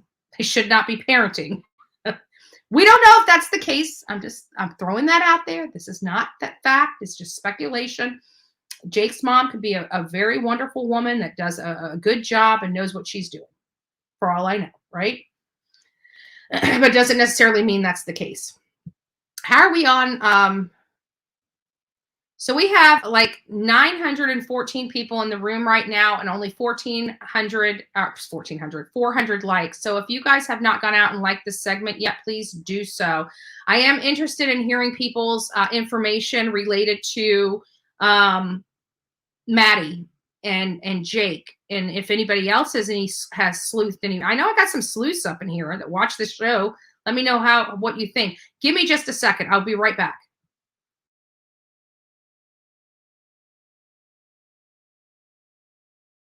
I know you told your friend you're not okay, and tell me me what's wrong and why you never said you felt that way. And guess you're trying to stay strong and fake a smile until I look away. But I've known you too long, it hurts to watch your blue eyes fade to gray as you fade away, as you fade away. Yeah, I'm about to fade away, cause every time I wake up I feel like it's Monday. Something's going wrong with all the chemicals up in my brain. All of a sudden I don't look at anything the same way. Got a buildup of my thoughts sitting in an ashtray. I'm sorry that I'm so inconvenient, okay. Just let me be me and I'll stay out of your way. I can see the way you look at me, I'm such a disgrace. I never really asked to be brought into this place. You wanna love me? Well then baby I have a taste. All the highs and the lows. But I thought I'd give you guys something to listen to. Suzanne, can I see your face, please? Thank you. I'm going to go ahead and pull you up now. Give me just 2 shakes of a lamb's tail. Here, and there's people listening. You'll have to turn me down in your background. I did.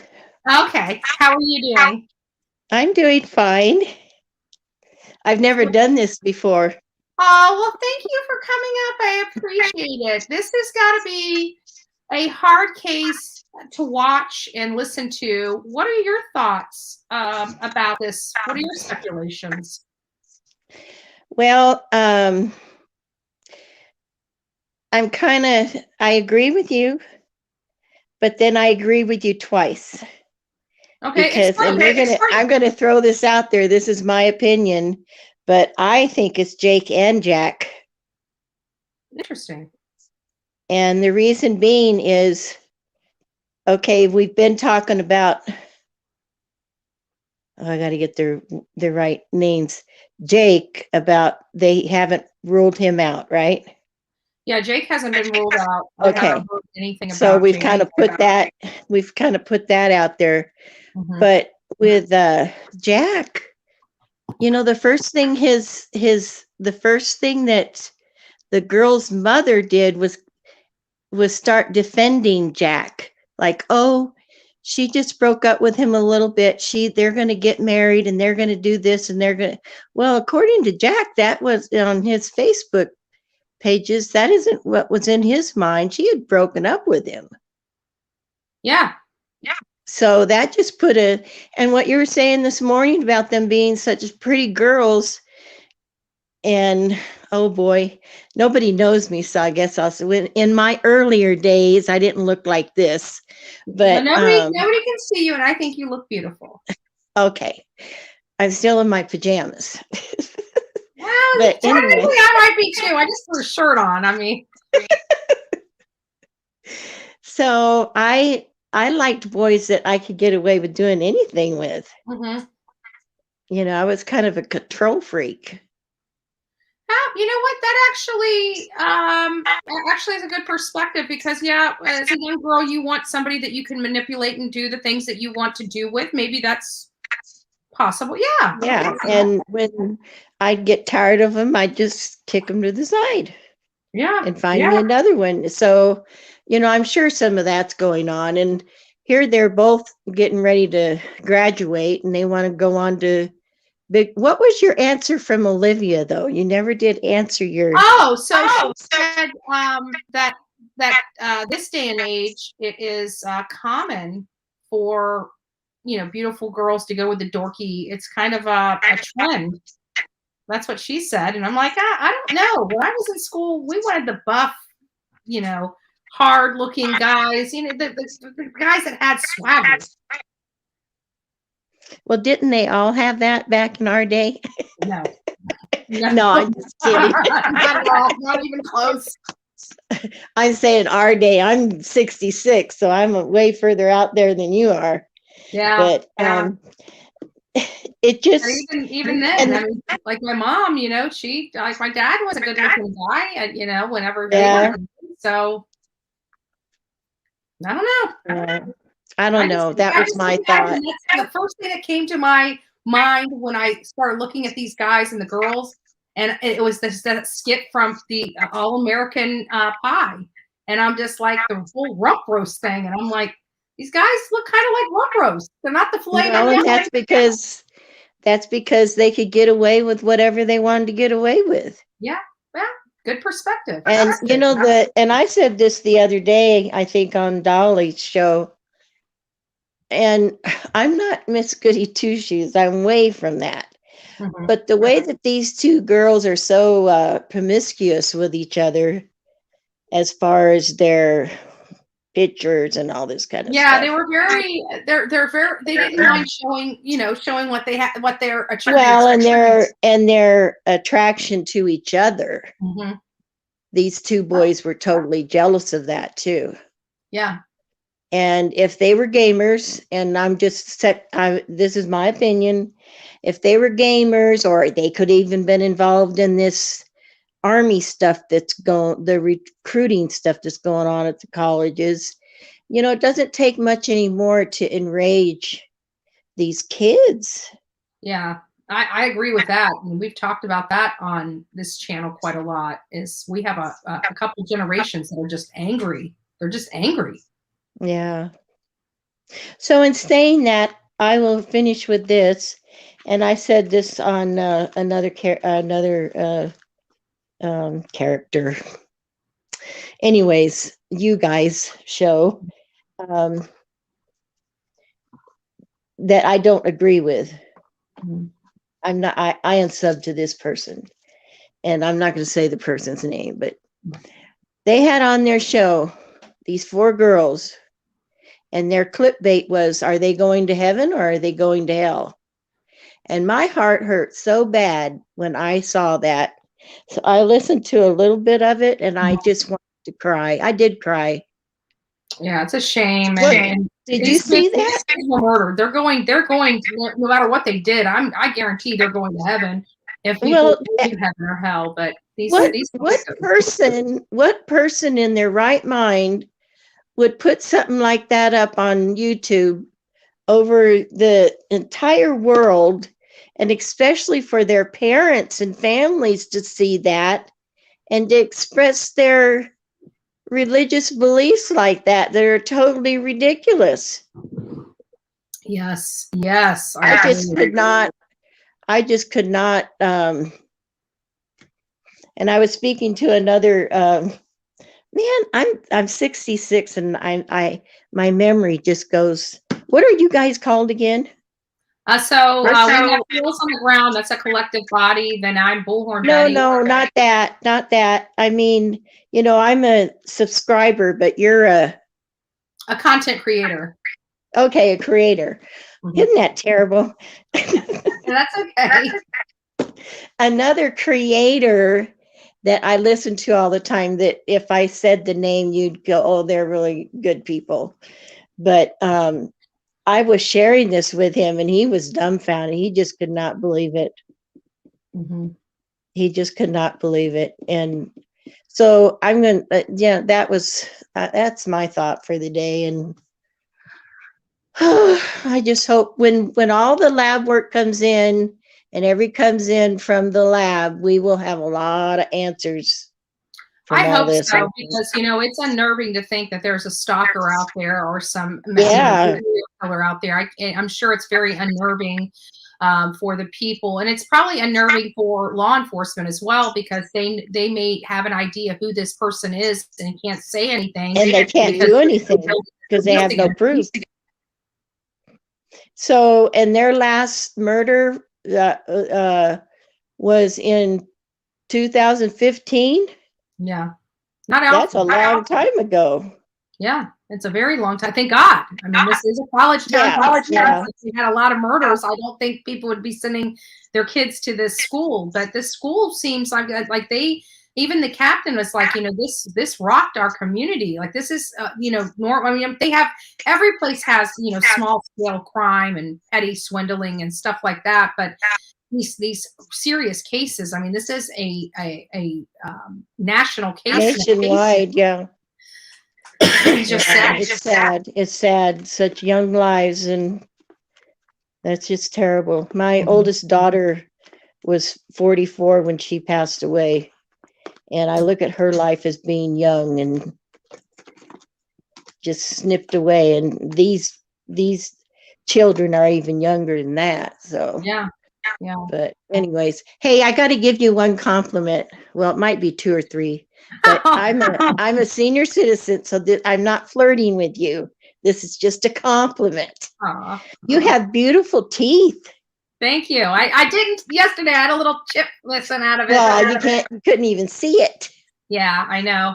And, well, you can't see on screen. Like when I went and brushed my teeth, it's like, oh my gosh, it looks like I got a piece of food stuck in my teeth. And they're like, oh, well, this is the last repair you're getting on that tooth. And I'm like, oh man, it stinks. But well, you have beautiful white teeth. And when you smile, you are so beautiful. Oh, I appreciate it. Thank you. And you have a wonderful day. You too. God bless you, Suzanne. Okay, you too. Bye-bye. Ruby, how you doing, love? Ooh, I had to get in the shower and unthaw. Is it cold where you're at? Oh my gosh, it is colder than a well digger's butt in Arkansas, as we say.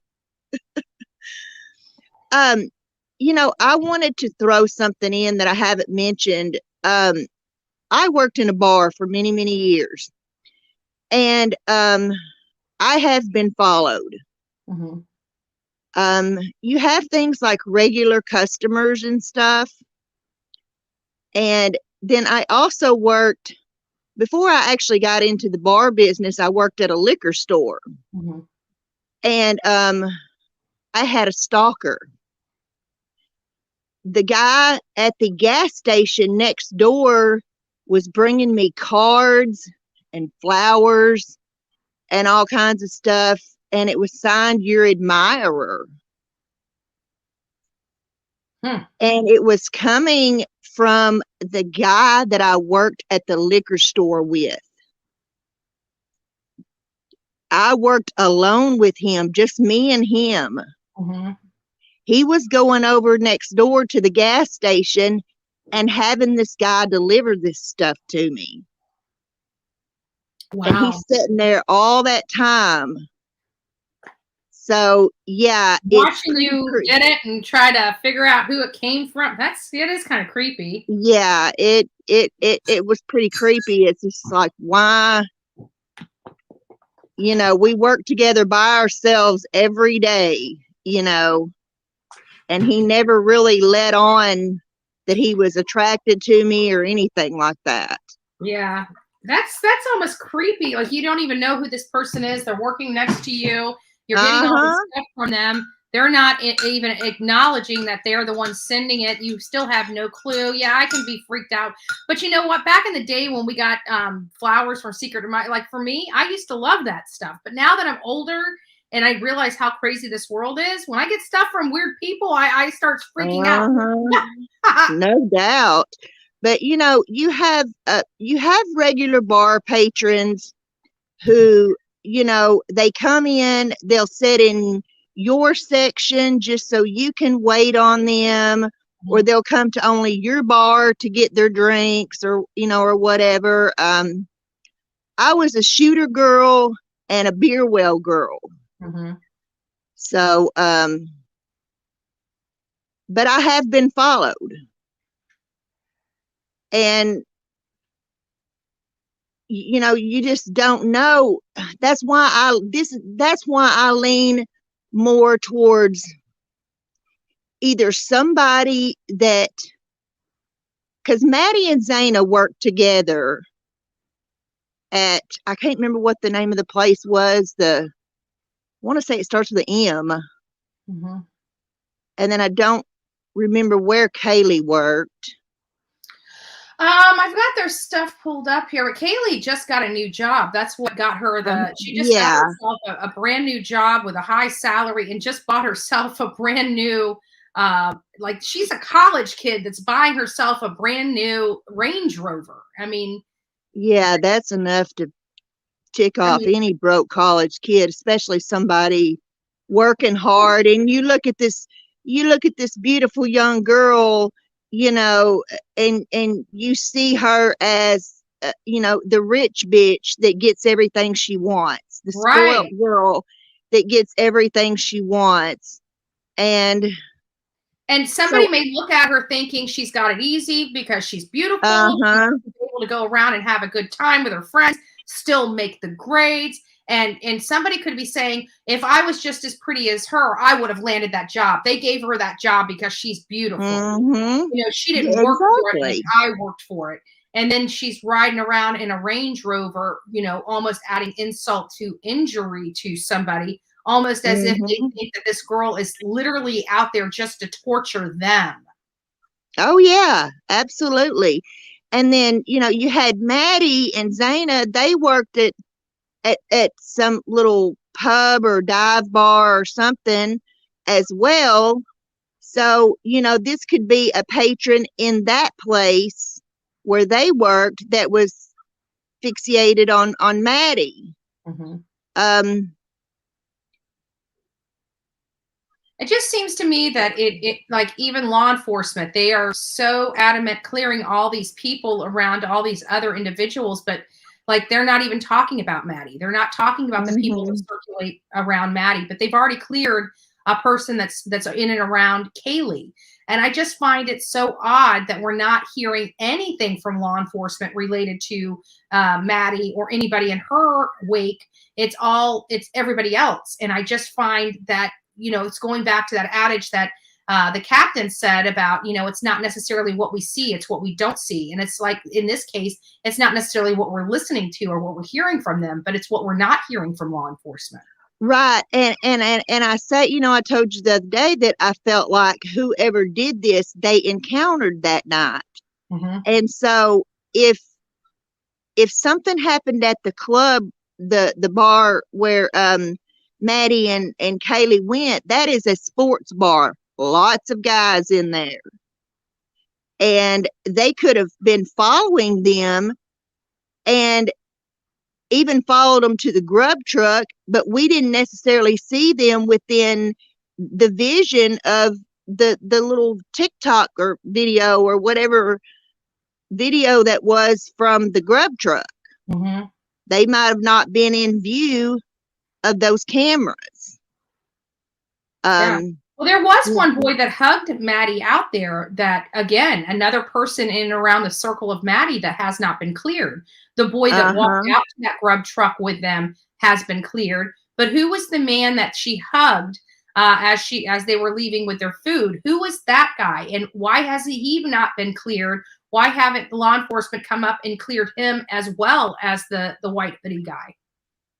Right. And if I'm looking at that video right, the three people that are standing there talking, there's a guy with long hair and there's a bigger guy with a ball cap and kind of a beard. And then there's a girl standing there with a knit cap on. Mm-hmm. And if you'll notice, one of the girls, either Maddie or Kaylee, one, keeps walking in between them. She walked like right in between them instead of walking around, mm-hmm. which I thought was kind of rude.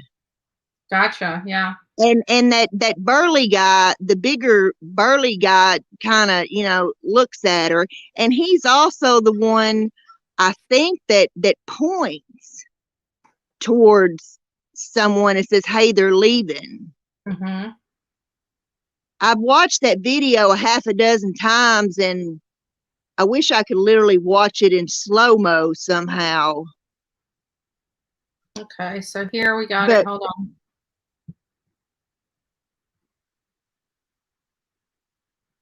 Okay, you see the girl in the white right there. They hug. See the big burly guy standing there? And notice she backs off from him when it looks like he tries to hug her or shake her hand. Watch. Oh, yeah, it stops right there. So there's the girls right there. And then we only see that little clip there. So they're identifying. But this guy right here is the guy right here. That's the one that says he's their neighbor and he's making sure they get home safe. Okay, so if he was the private driver, then he's been cleared.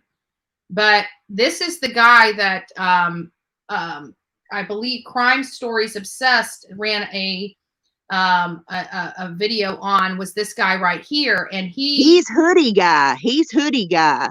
No, that's not hoodie guy. That's not white hoodie guy. Nope. See, it's all so confusing. This is the white hoodie guy right here. This is the white hoodie guy that was cleared right there. Okay. So this guy over here on this other side is another person. Now let me go over here to Crime Stories Obsessed. Let me pop this back up real quick. Hold on a second. And then I'm going to go over to Crime Stories Obsessed.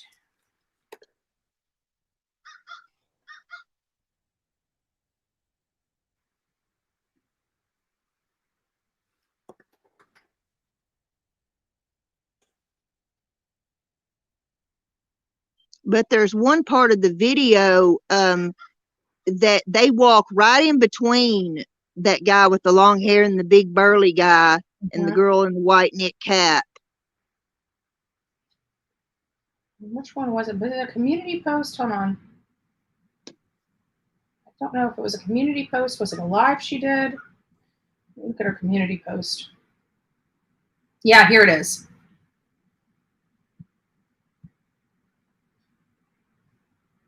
So there's a guy. Does she have multiple photos here? Right here. That's he's got. It's just odd. It's just odd. So he's attracted to blood. You know, slicing up the throat, gory knives. You know, looking like people are getting stabbed in their chest and arms. Is he a cutter? I don't know. I mean, this is some of the stuff she's found on his page. And there he is, right there. Hugging Maddie. And so again, you know, it just, what Emma says, it says, this guy is at the university where the girls go, have friends in common, seems to have some strange fascination with blood, slitting throats, chest injuries, knives, and stabbing. He looks to be the same person she was hugging at the food truck. I've had to cover his face as this speculation at the moment. It does look like there is some pullback from her as you can see by his jacket. So he's hugging her and she's kind of pulling herself back away from him in the particular video. So again, you know, this is just another person that he looks kind of like he's gazing into her eyes. Yeah. So this could be a clue, a major key in this case. I mean, this guy has not been cleared. We have one guy at the grub truck that has been cleared. And again, it seems like the people that were in and around Kaylee have all been cleared, but the people around Maddie, this guy here, Jake, her boyfriend, still have not been cleared. We haven't even heard anybody from law enforcement speak about these two, this guy at the truck as well as her boyfriend. So I again, you know, these are two people that I'd like to see cleared because they are looking really potential. Well, they're looking. Yeah, definitely. Now I did not know about that guy, the guy that likes blood and stuff. I did not know about him. Yeah, this just came out. I saw it, you know, before I just wonder where he lives. Wonder where. I was reading it. So wonder. That's a job for JLR. I know, and believe me, I believe he is working on stuff, you know, behind the scenes. I believe he is, you know, looking into this. Like I said, we haven't heard from JLR in a little minute, and then boom, he's back, and we're thankful that he is back because the true crime, we need him. You know, I don't know where he went or why he went, but I'm glad to have him back. I'm glad to be. Yeah, he's definitely good at finding people and whatnot. But yeah, I think I really feel that they encountered whoever killed them that night. Yeah. And I feel like it either has something to do with one of their jobs or a patron at the club that Maddie and Kaylee went to that night. Yeah. And, you know, and I always say that, you know, things happen for a And there's reason. tons of neighbors still to rule out. Yeah, because there's another article that came out, and I circled it. Did I put it in here? Let me see hold on, I might have it in my photos, but I wanted to show people this because it was relevant. Where are they? I thought, there it is. Is it this one? Maybe it's not. No, that was a different thing. I need to end up throwing some of the stuff that I got here out. Hold on, I've got it in my phone. I may have to airdrop it. Hold on a second. Let me find it first. Oh, go ahead, take time. May have to airdrop it, but it is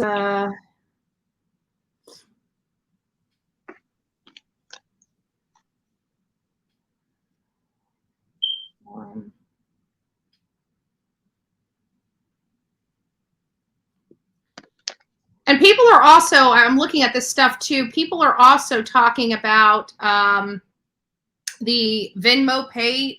I can't find what I'm looking for. I know I sent it. Let me look and see if I sent it to somebody by text. I'm pretty sure I did. Oh,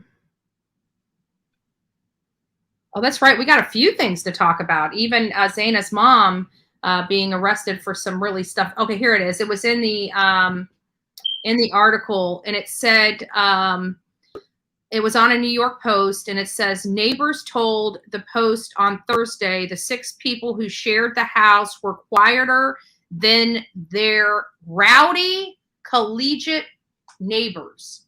So it makes me believe that there was a rowdy counterpart to this community, this off-campus community that they were living in. And it's, you know, when I see here rowdy collegiate neighbors, because they even go on to say the group of students would have small parties, but they were usually quiet by 10 p.m., says one of the friends or one of the people.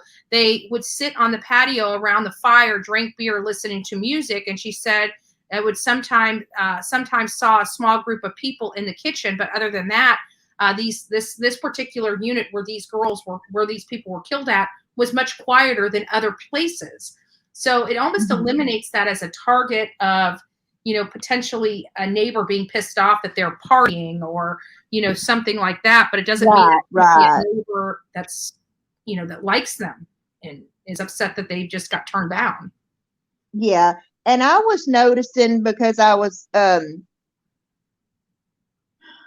trying to look around the area of the house, like do a 360 all the way around the house and look around the area and see what views you can see what from. And the apartment, I believe it's the apartments that are kind of next to it, the top floor, you can look down from the girl's house into the top floor of those apartments. So it would be very easy for someone from the top floor of those apartments to watch them from their windows and stuff. Yeah, and then the other Jack K, you know, that they received a Venmo payment of $6 to the Venmo app from Ethan. I don't think that is a contentious point. I don't think that somebody is going to be fighting over $6. To me, It sounds like he was bought a couple beers from a friend at the frat party and owed them for the beers. Probably sounds like it. Yeah, it's $6. I mean, I would see if it was something more in line with, you know, $100, $200, $1,000. You know, right. You know, I could see that, but you know, when we heard that a payment went to them at 3 o'clock in the morning or near 3 o'clock in the morning for $6, and people were making a bid, I'm like, that's nothing. That's a nothing burger. But it does establish that they were alive at a particular time. That is true. That is true.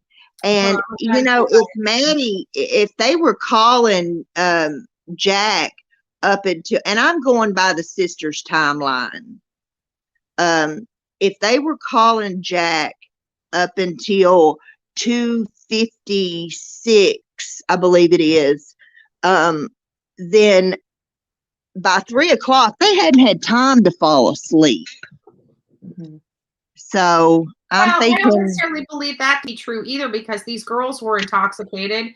It sounds oh, like that's Ethan and true. Zena went and I don't know, when I tie one on and I'm a little, I can lay down, put my head down just to close my eyes for a second. Next thing I'm waking up at 6 o'clock in the morning.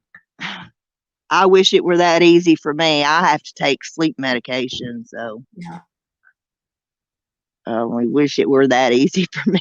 Yeah. Give me just a second, Ruth. Let me get in here. Ruby. She's little Go ahead. Go ahead. Guidance, you've got something that you'd like to contribute? Yeah, sorry, I was on mute waiting. That's okay. After I saw you post that community tab, I don't know if you saw in the chat, I almost had an epiphany, because I did do a live on just profiling between the motives, which I honestly think it's a middle of the attack, passion, planned attack, thrill kill. It's an internal feeding the monster. But I also believe, like I've said prior, and I'm not too sure if I've said it on here, that it could have been something from an interaction in the past regarding a turn down from the bar, or that creep vibe. You know how like you always get that creep vibe from somebody, but you still try to be nice and casual. Right. Something triggered that to make a specific target. And the reasoning behind the animal not being a factor is if he was going for animals, he has already got bored with that. Gotcha. But those pictures were definitely alarming, and it kind of narrated exactly what I profiled on my live when it came to... Hold on, just real quick. I'm going to turn my camera off in just a second, but I want you, for the people that are just tuning in, they've never seen your channel, they don't know what you're talking about, give us just a little past information. I'm going to let you kind of carry forward. I got to step away from the chair, but I've already seen it. I know what you're about to say. So just explain to the audience your profile, or it's quick, briefly, like in 1 or 2 minutes. Just explain a little bit about what you did, and I'll be right back. Sure. I cover a lot of the cases just like everybody else, and I did a profiling of the killer when it comes to energy type and movement. So basically I covered the motive, and that was basically a triggered PTSD type motive that would make a potential target.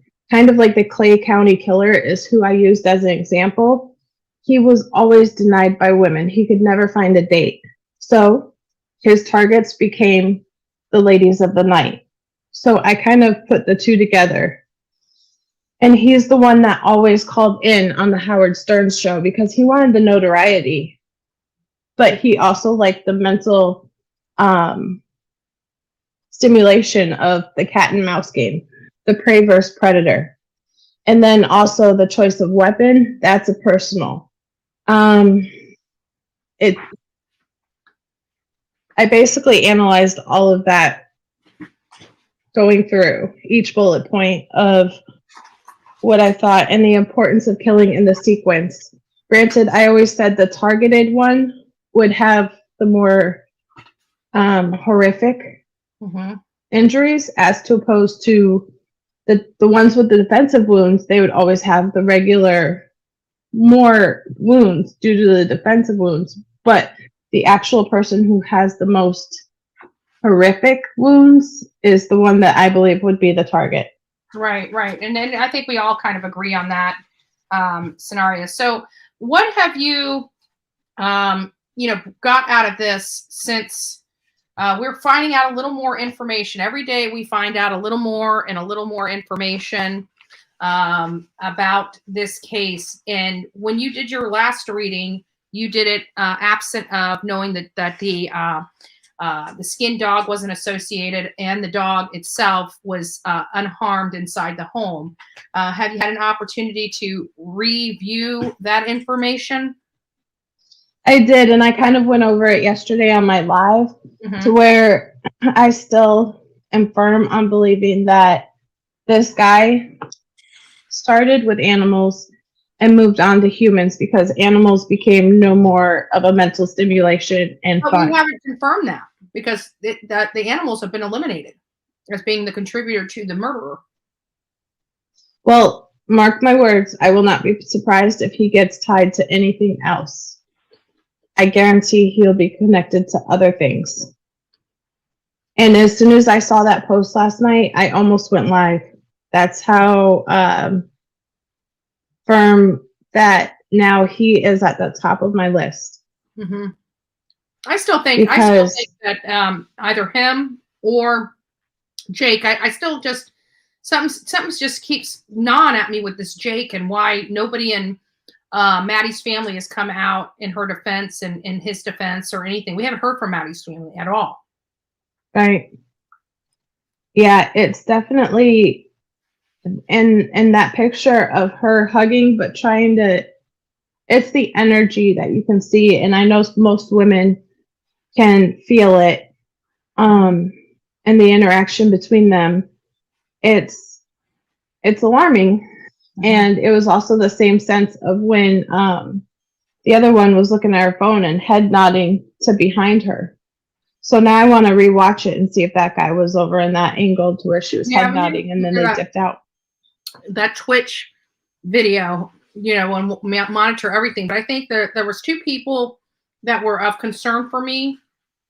And one of those people have been cleared. But, it is possible that the guy Maddie hugged was the driver, but I didn't see him leave after they went toward the car. So anyways, I digress. But yeah, definitely interesting perspective. And if I could just answer Angie Lee, it was a miniature American Shepherd. A miniature? They were asking what kind of dog was killed. But if you look at his pictures, it describes the same way as how the dog was killed, how other specific animals were killed, and how I theorized that everybody that was a victim was murdered yesterday and even in my live. That's what caught my attention. Yeah. Is the fascination with the neck and then dice and move on from there. Mm-hmm. Yeah. I appreciate it, guys. Thank you so much. Thank you. Have a beautiful day. Bye. Love you. Bye. What about the other Uber drivers? Huh? Oh, yeah.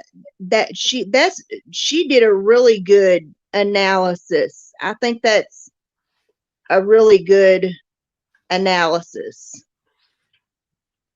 I still am not with I think it's somebody so close to these people that it's not that I don't, I'm not looking at other things. I just think that it is so close to people. I'm not looking really at the whole serial killer vibe. I'm just not getting that. I know why people. I'm not getting a serial killer vibe either.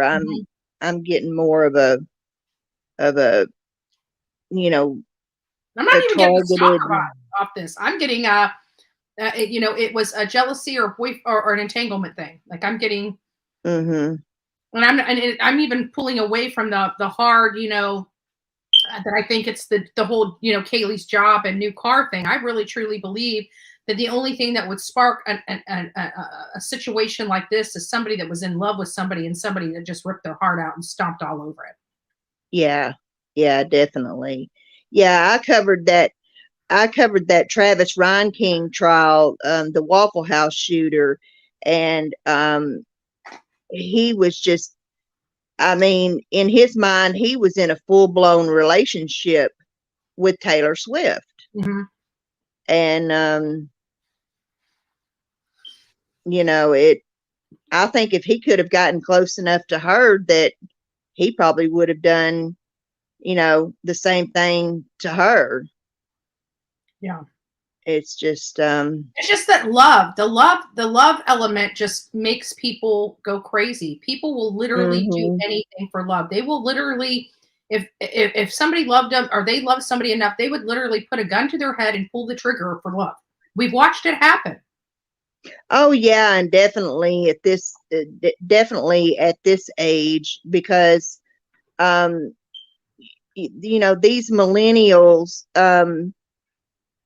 they seem to deal more with mental health issues. And I mean, we've all gone through school, we've all been bullied or made fun of or didn't fit in or whatever, and had our issues in school. But now it seems more that mental health is really rearing its ugly head, because like me, I went to school with boys whose trucks had gun racks hanging in the window with fully loaded shotguns, and their trucks were unlocked. We would have never thought about shooting each other. Right. We busted some heads against some lockers, and fought out at the cemetery or out in the woods somewhere or whatever like that, but we would have never thought about shooting up the schools. And then you get into the 90s, and that's when all these school shootings started happening. And you look at the profiles of all these school shooters, and these kids are effed up. They're just full-blown effed up. I don't know what happened, but something happened. I mean, we have a generation of people are just, they've got, like, think about it. There's so much mental illness here because, and I don't even consider it mental illness. I think people are just taught improperly. Like, people actually think I have to tell them, because I am on YouTube, that I have to tell them my comings and goings, that I'm required to provide them my financial information, that I'm required to tell them anything and everything about my life. They feel that they are literally entitled to it. That is the crazy thing of social media. I know, I've heard them all. People in colleges feel that way. I mean, if we have grown-ass people that have been taught their whole life to mind their own damn business, and they don't know how to do that, if it's like this with grown-ass adults, how does it have to be for teenagers and young adults? Right. Exactly. But it's in my opinion, it's a lot of different things that have changed the mindsets of these kids. I played outside until the street lights came on. We rode our bicycles everywhere. We walked everywhere. And that kind of stuff. And now these kids are sitting in their rooms for hours and hours on end, playing these violent games. They're watching violent videos, violence on TV, violence in movies, and music, and I don't mean for it to sound like I'm one of those, rap made me do it, gangster rap made me do it. No, I'm not saying that. I'm just saying that it is a combination. You've got more parents that both parents in the home work now, and they're leaving their kids at home, for hours and hours on end. That's what was going on with Ethan Crumley. Yeah. He was left at home for hours on end, and he didn't fit in at school. He only had like that one friend that he could talk to, and then something happened with him and he had to move away or something. And it's just a sad situation. But yeah, I'm it's like, how Marilyn Manson got the blame for the Columbine, and those kids weren't even wearing Marilyn Manson shirts. Well, if it's anything like this, if it doesn't really matter what's true anymore. If somebody thinks that it's true, right? It doesn't matter whether they have anything to prove it. Exactly. But yeah, these I've sat, and there's one YouTuber, and you know who she is, the Crazy Candle Lady. And I mean, that's all she talks about. She is obsessed with how much money you make, how much money Molly makes, and she ain't making Justin. shit. That's all she talks about. It's all she cares about because she ain't making shit. She's jealous that she ain't making shit. Nobody wants her shitty ass candle, her voodoo candles. Nobody wants to listen to her act like she's some hard ass lady. Nobody gives a rat's ass about her. And then when she thinks somebody gives a rat's ass about her, we prove to her once again nobody gives a rat's ass about her. So whatever. Right. Well, when she showed her rear end, back when I first came to YouTube, and she showed her rear end when y'all were getting ready to go to Tennessee, and I was like, I didn't really. There was just something about her personality that I didn't really like. She's and trashy. Then when she showed her ass the way she did, I was just like, yeah. She's the kind of lady that goes out to a bar just to get laid. Like, she's trashy. Oh my God. So, anyways, enough with that. Anyways, Ruby, I appreciate you coming up and giving your perspective. Any final words? Okay. Well, it's always good to talk to you. I love having somebody that I can sit and discuss these, cases with, because I'm like you. I'm passionate about them, and I'm serious about. I'm not about all that daggum drama, and don't want to talk about all that drama and stuff. I want to talk about these cases. Right. So, absolutely. But all right, well, Ruby, you have a wonderful Saturday, and God bless you. Okay, you too. Take care. Take care. All righty. Bye-bye. Our beloved friend, Ruby. Let's see here. A couple start stuff. Wanted to go over those while we were talking. I couldn't really go over there. Whose mother was charged with drug trafficking? Believe it or not, it was Zaina. Zaina's mother was charged. I've got those things. Let me see if I can look at her charges. Give me a second here. I forgot I was close. Okay. Let's see here. I got the charges right here. All right. So it is, and it was recent too. So we got 11/19/2022 warrant for detention, and multiple possessions of controlled substance, which two of them are $50,000 bonds apiece, making it $100,000. So two of those probably are the actual trafficking of this. So I don't know. This is in. Let me see if I can search this up, and we'll just take a quick look at it online here. And this is in.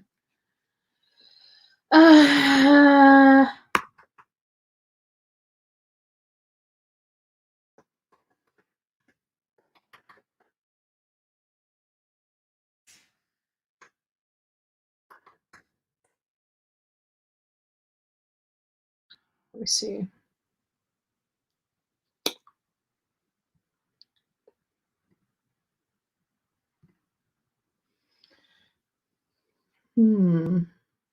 Sorry, guys. Just give me a second. I'm trying to look this up.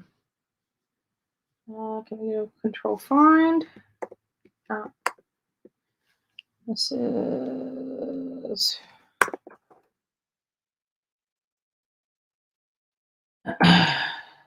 So it looks like she's still in as well. Let me pull this up, and we're going to keep going through. So there they are. She was incarcerated date 11/20. So that was several days after her daughter was killed. A week. Possession of controlled substance, 1, 2 drugs, 0 bond, warrant of detention, 0 bond, possession of controlled substance, 1, 2 drugs, no bond, no bond, no bond. So she's going to be in there. And then she's got 2 that have bond issues. And this was the 20th. It's the 26th. She might already be in the system right now. Let me see if I can I can go and search the court record. We'll see. So So this is, give me just a second.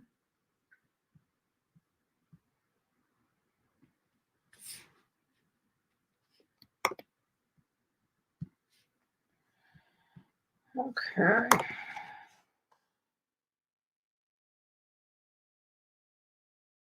So it looks like she is in court for some stuff. It looks like it's not minor. I mean, this is some big, heavy stuff, but it's also suspect. Court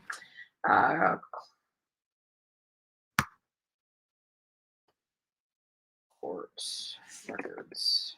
So let's see if I can look up the district court. I don't know if she'd be in district court or if it'd be something else, but let's just see. Court schedule. State of Ohio.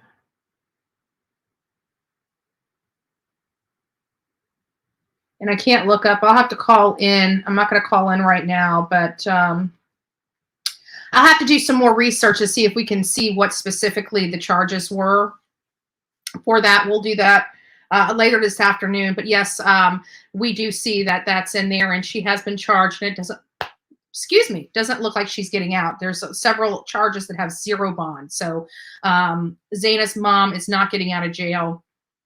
It sounds like probably somebody raised Zaina, not her mother. Zaina looked like a very good girl that was a very nice, bright young lady, and just had a crappy mom. So hopefully if mom raised her, I don't know how she raised such a beautiful girl being such a despicable person on drugs, but I have a funny feeling based upon the way Zaina acts and conducts herself, I doubt her mother is the one that actually raised her. Maddie's family said Jack really loved her. No, it's not. Just Yvonne, the reason why I flagged this one is it's not Maddie's family. It's Kaylee's family. Jack is Kaylee's ex-boyfriend. Kaylee's family is the one that came out about Jack. So it's Kaylee's family said Jack really loved her, and there was no stalker because she FaceTimed her for hours a day. She said that if she had a stalker, she would have told them. It may have just been in passing. A lot of people, refer to somebody stalking them that's not physically stalking them or online or offline. They're just saying that they're up their ass, they're up their crawl. And just maybe have been a bit in passing. But, she could have been feeling like she was watched, and she could have very well been watched. Could have been her ex-boyfriend or her boyfriend or a number of people. So maybe it was just a feeling she had. So who knows? We're looking into it. Ex-boyfriend killed Ethan Xana before everyone got home, waited for Kaylee, 911 call, basement girls saw victim, came downstairs and passed out. Ex-boyfriend killed Ethan and Xana before everyone got home. There's no way. Everyone was home before they got home. According to how everything worked out, it appears that the girls that were downstairs on level 1 got home at 1 a.m. It appears, for all practicality, that Xana and Ethan got home around 1:45, along with Kaylee and Maddie. They all arrived home around the same time, according to law enforcement. Now, give or take, they say approximately 1:45. What does approximately 1:45 mean? It means that it wasn't 1:45 that everybody got home. It was somewhere around there. I'd give a half hour before, half hour after, but it sounds like everybody got home by 2 a.m., at the latest. Who knows? That's the way it seems to me. Venmo payment to Jack was $300, and then Jack opened up a GoFundMe for Ethan with $6.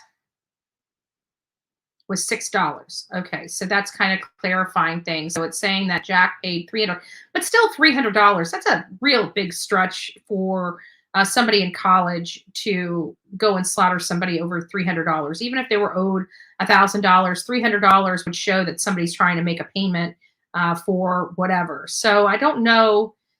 I just don't know. I guess it's we have to look at everything. We have to look at all the connections with everybody, but the probability of this having any connection with why they died, I just see it as low, because he was being paid. The other Jack was being paid. It wasn't like Jack owed Ethan the money. and wasn't paying Ethan. It sounded like the Venmo was, so why would somebody want to harm somebody that's actually paying the money? That would be a first for me. But again, who knows? Who knows? And the reason why I put this up is because you're saying beep, and I'm wondering if you guys are hearing the beep. One of my my smoke detectors backup battery must be going out. It's hardwired, but it must be the battery must be going out because it's starting to beep a little bit. Not all the time, but it is showing signs that it's time for the batteries to be replaced. So I may have to get up there and replace the batteries. Yes, Betty, I've been saying the same thing. So many use mental illness as a crutch, if that makes sense. This young generation is weak. Sorry, but that's how I feel about it. I have to feel that. I feel the same way. When I was in school, like they were building a wing on our school, my high school, was Manatee High School.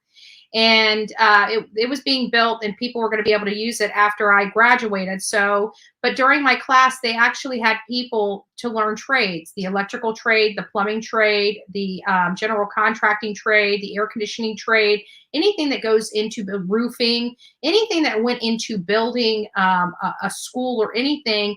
They allowed, they had a program come out to allow the students to help with this project. It had to be certain students that met a certain qualification. They could actually be signed out of school and work on this portion of the building as some kind of program that taught them these crucial skills that they could use to make money in the future.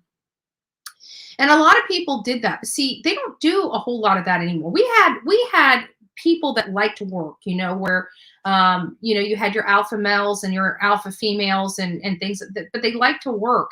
And, you know, a lot of guys took advantage of that.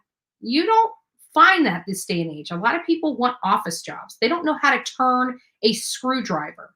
Like I've never seen a world where you're not provided a scintilla of life skills other than schooling. When I went to school, we learned how to balance checkbooks. We learned how to pay bills. We learned how to cook. We learned how to sew. We learned how to make things around our house using wood. We learned how to play instruments. We learned how to work on cars. Yes, we were taught all that in middle school and high school. It was a teacher that taught me to drive, not my parents. These life skills, they're taking out of our schools and people have no idea what they're doing. Now everybody wants an office job. Okay, well, if everybody gets an office job, who's going to do our plumbing? Who's going to hang the lights in homes?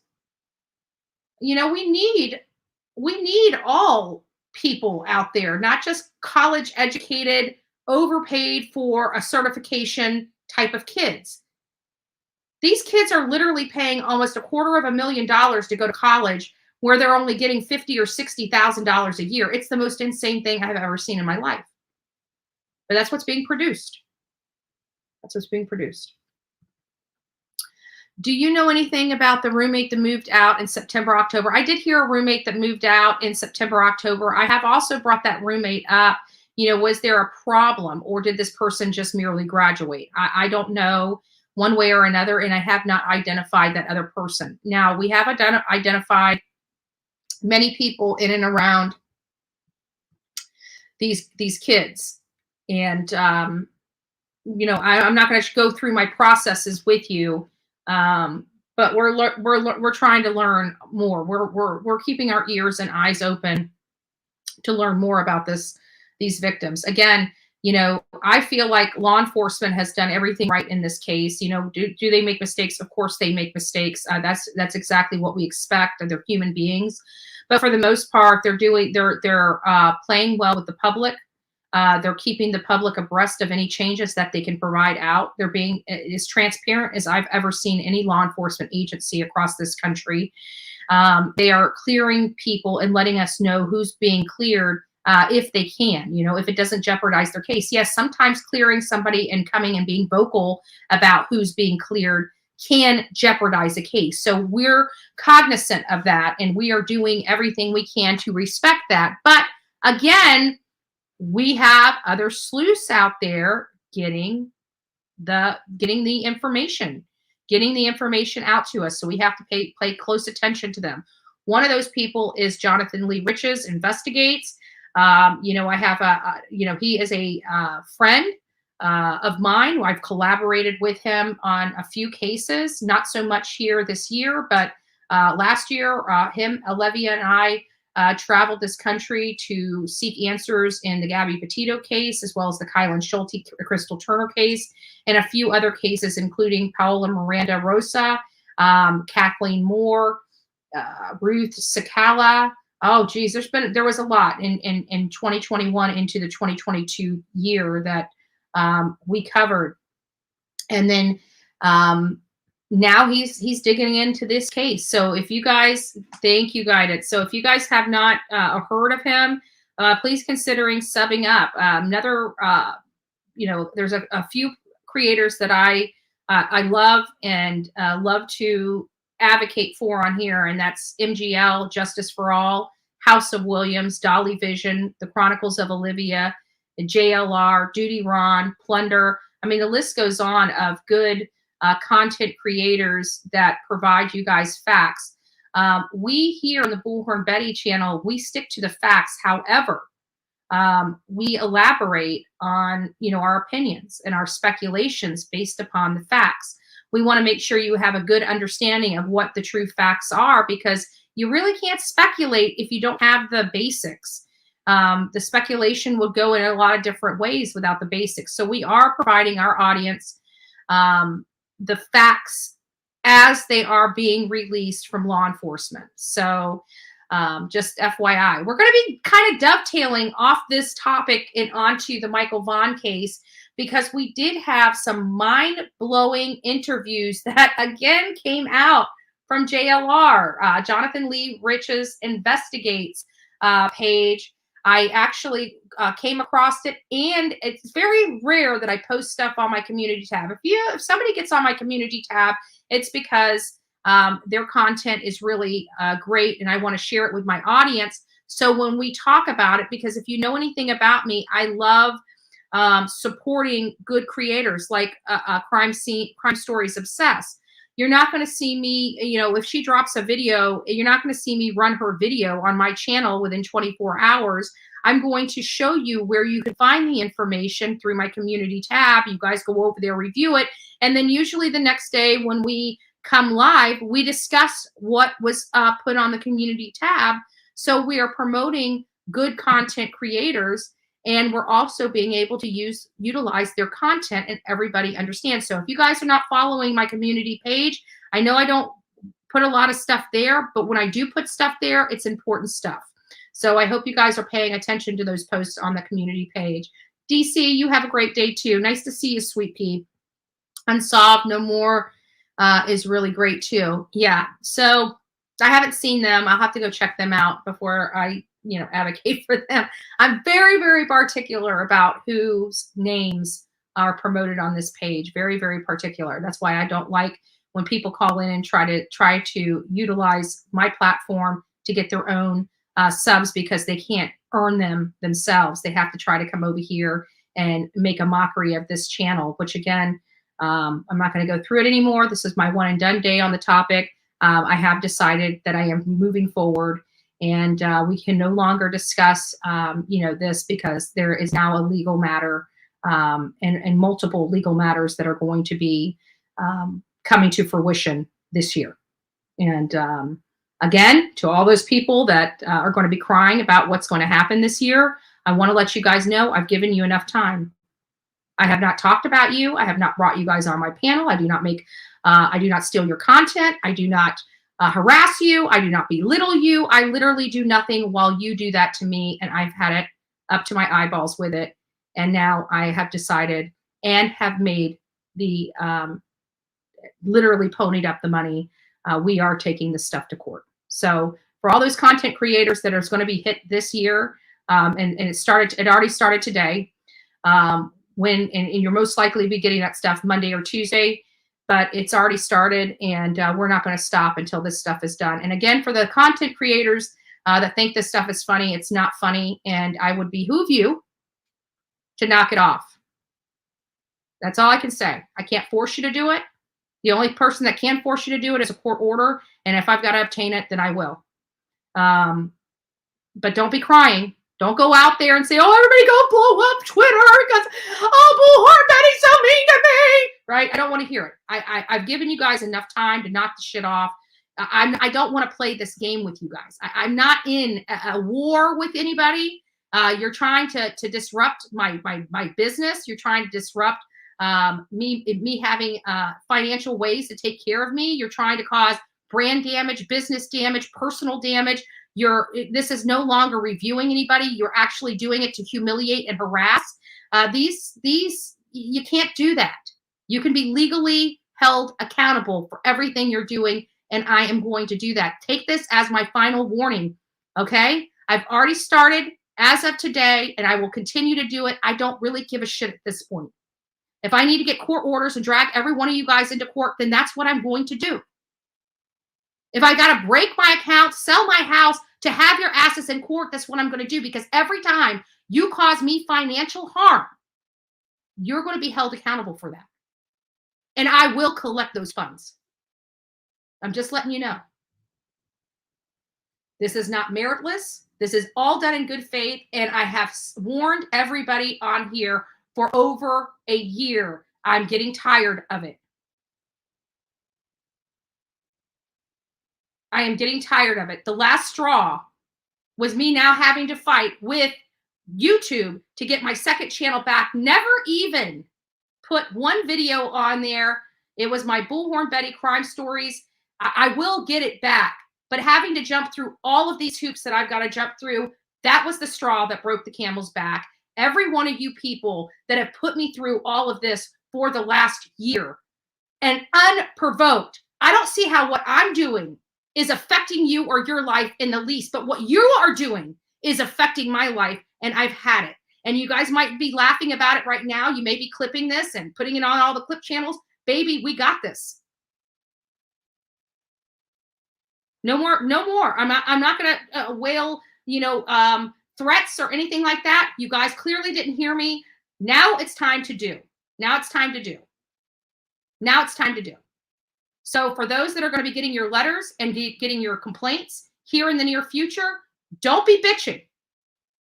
Don't be bitching. When you got to go before the cut, don't be bitching. Today was the last day we're going to be discussing this, but I'm letting you know that I've had it. And now the chips are going to fall where they may. And you have no one to blame but yourself.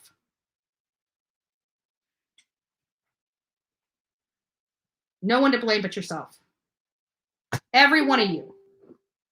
You think it's a joke? You think you can be in Discord? You think you can have this corrupt and collaborative, almost a RICO statute type of mafia style hit on YouTube, and you think that's okay, that this is just games? Okay, you can explain that. But trust me, even the first one, I'm going for the little fish first. And you're going to know.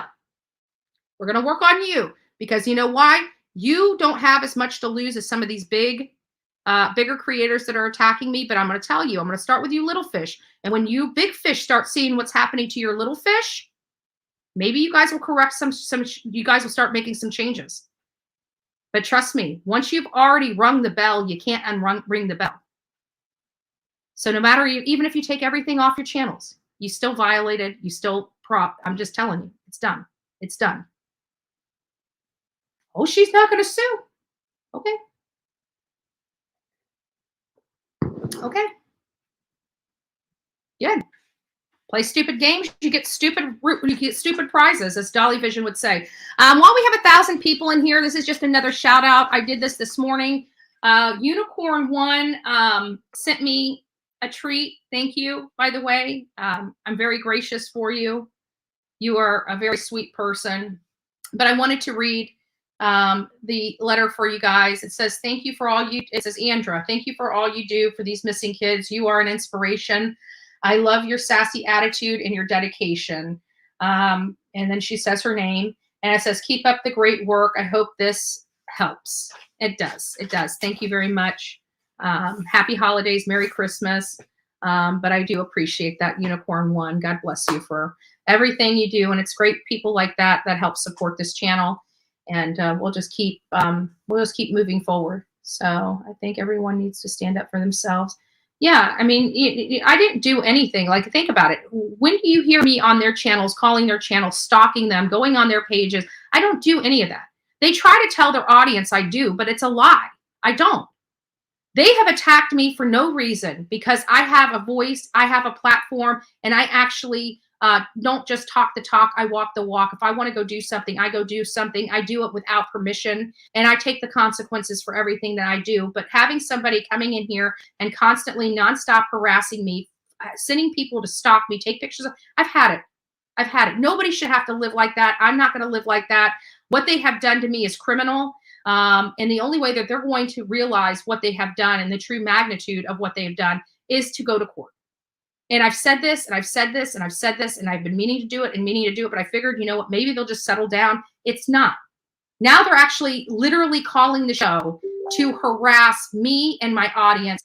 And they are sitting there and making me have to go through all this work that I don't have time to do to reestablish an account that I should just start from scratch and start over with. And I've just had it. They should not be able to have that much control over my life. And I am taking control back of my life. I've absolutely have had it. So again, we can't talk about it after today. There is going to be legal action. So at this point, I can't discuss anything legal with anybody. I really can't. But just know that I am working hard. Not only am I having to go out here and bring stories and be boots on the ground, because that's the design of my channel. You know, not sitting here, but actually going out and helping. And I have to do that. Now I have to stop my life to put these cases together, which I will do, because I am Bullhorn Betty. I can walk and chew gum at the same time.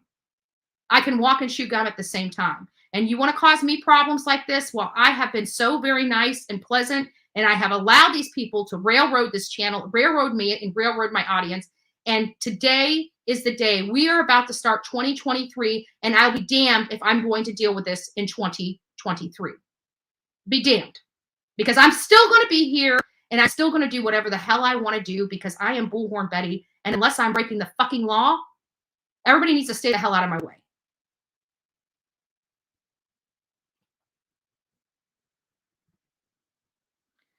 Love your content. You're lovely, and you're lovely. Thank you. Except when I say F-bombs, right? And I'm not putting $5 in the cuss jar because I earned that F-bomb.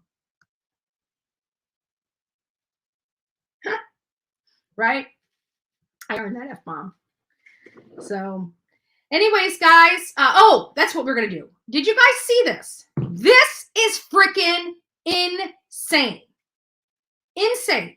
Listen to this. So, again, it comes back to JLR. I feel like a broken record here lately, because I haven't talked about JLR in a really, really long time. And like I said, he's been kind of gone, dealing with life or whatever he's been dealing with. And now we're starting to see him and starting to see some of his content getting back out there. And he's been working super, super hard on this stuff. He's getting the content nobody can get because he's JLR, right? And this is no different. Let me get this up here. I'm going to have a commercial that I got to get through. Hold on, let me mute this. And then we'll get through the commercial, and then I'll get back to you. And I don't know if you guys have seen this, but this is kind of like a big deal, like a majorly big deal. He got an interview with someone that was with Sarah Wandra the day that Michael Vaughn disappeared. Yes, guys.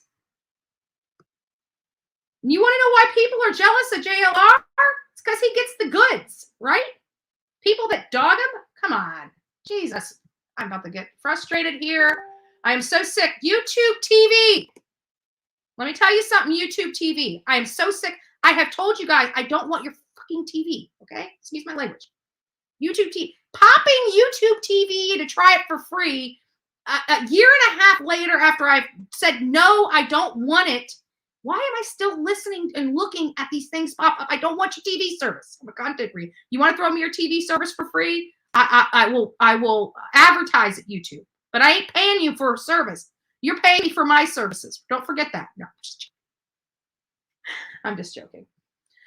Okay, so JLR, I don't know if you guys heard, but there was a few people that were with Sarah the day that something happened to Michael. And we didn't understand exactly what it was. What does it say? I've been watching JLR recently and very impressed and supportive. Thank you, Undercover Mermaid. Yes, I did.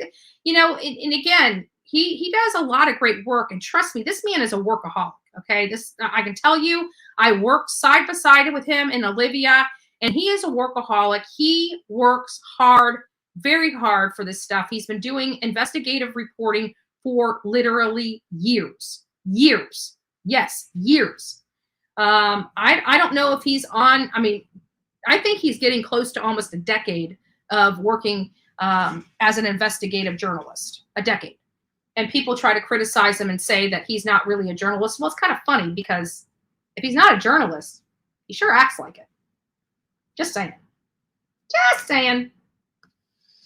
But anyways, this guy was with him. We heard Sarah, we heard some stuff leaked from, I think it was the Idaho Statement or the East Idaho News. I remember there was some kind of thing that everybody got all up and frustrated about with Sarah Wandra because there were certain aspects of that case that were sealed. And apparently a news organization must have gotten those documents in their hands prior to the sealing of the documents, creating this loophole that they could use the information.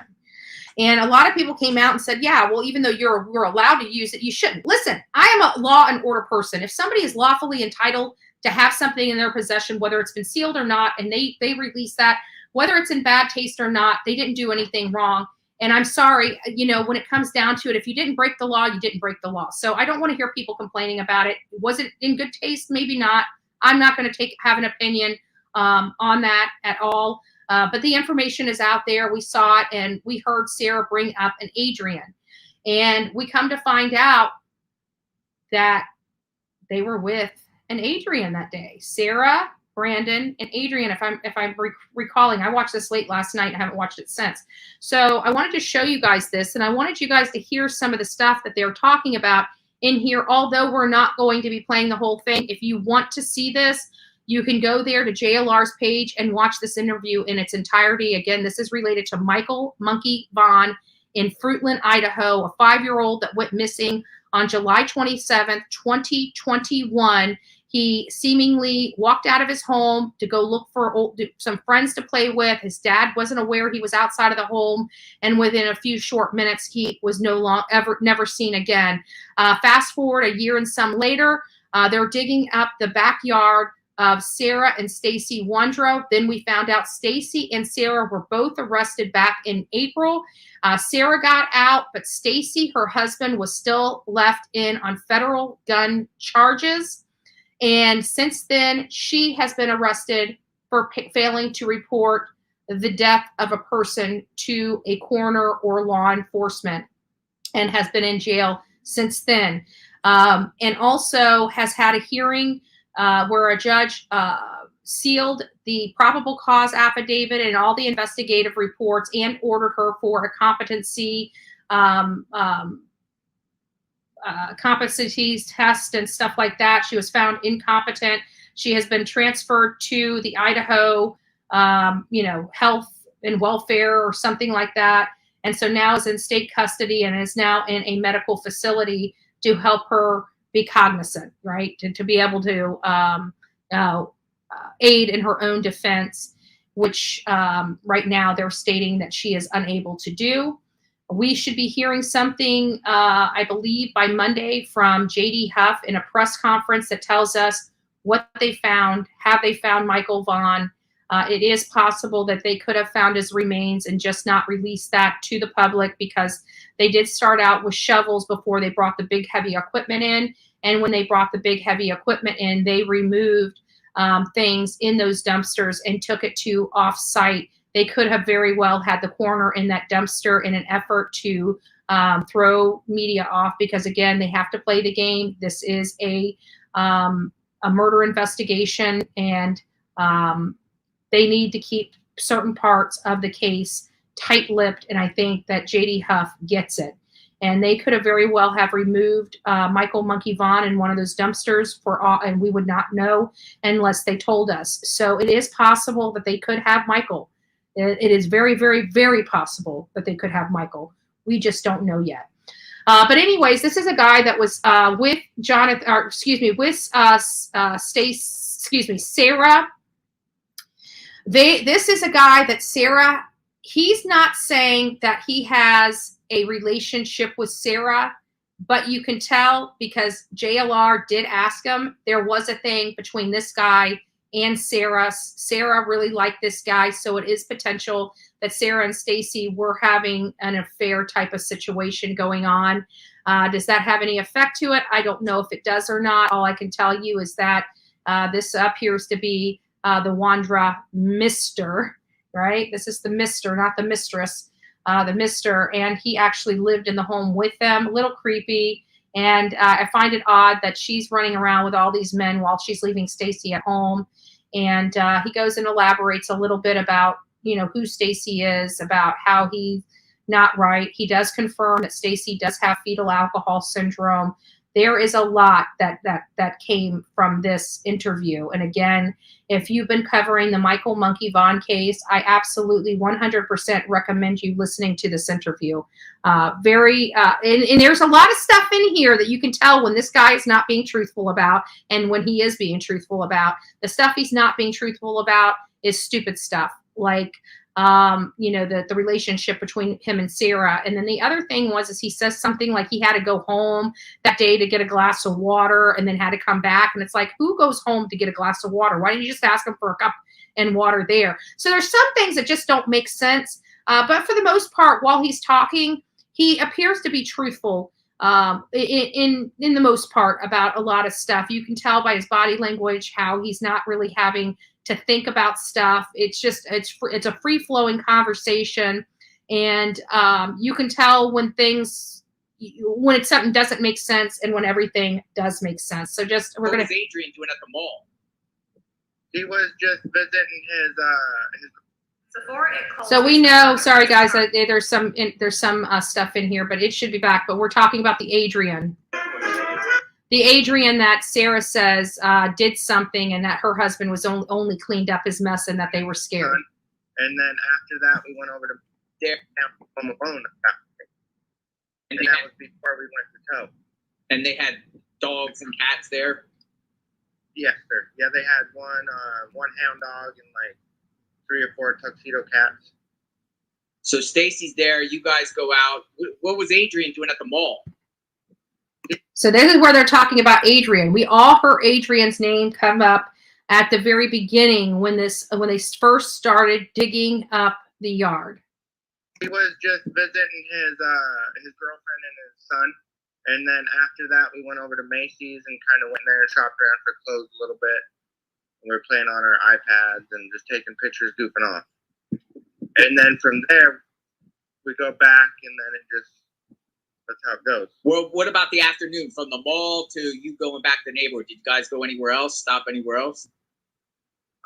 We just went over to a pawn shop, I think, just kind of look around at the pawn shop a little bit. And then I think he bought like an iPad, or he was trying to get a new iPad, I think. That's Adrian, right? Right, yes, sir. And then I think he bought one there. We went to the pawn shop, bought an iPad, and then came back and we were just chilling. So what car were you guys all in? We were in that little Toyota, 2016 Toyota Corolla. Okay, what is that? What color is it? White? It's a blue one. A blue. Don't we remember a blue car in the neighborhood that day? I don't know. Okay. Yeah. And I remember you were telling me that they were towing your car. You told me earlier in another conversation that your car was being towed by their truck that day. Yes, sir, that's correct. So where's that come into play here? I asked them earlier that day if we could use their pickup to go to my house, my mom's house, and get my Mercedes-Benz and tow it back over there so I could work on it. So the whole tow thing was because the car was disabled and he wanted to work on it from their house. So he was staying. So basically, he was basically saying that he's been staying on their couch to work with them, but there was definitely some kind of issue inside that home. Clearly, Sarah's eyes were wandering. She wasn't obviously very happy with Stacy. He also goes in to confirm that they did not only had the taxi business, but they also had an oil change business that had recently went under. There was a problem with the landlord and how Stacy was talking to the landlord's daughter. So there are some weird anomalies with this particular interview on the Michael Monkey Vaughn case. And just again, a big shout out to JLR for this, for at least bringing this interview to us so we can get some more clarification. But what I was able to get is and that's if this gentleman's story is accurate, truthful, and correct. It appears that Stacy was home all by himself that day, that afternoon when Michael Monkey Vaughn went missing. That, all the other names that we've been hearing from Adrian to Brandon to Sarah, apparently three of them were together and are their own alibis, according to Brandon. So, Warren, I had someone reach out to you. Angry Beaver, I don't know how they would have reached out to me. I don't know if they have reached out to me. I haven't checked any of my messages here in the last 24, 48 hours. Well, I did check them yesterday, but I was going to be hanging out over there doing the taxi business. Yeah. So when did you guys go over there to get your car? I think it was around like 6 or 7 at night. 6 or 7. So even this 6 or 7 at night doesn't correlate with the timeline, because if you listen to his entire timeline, this is right around 6 to 7 is right around when Michael Monkey Vaughn disappeared.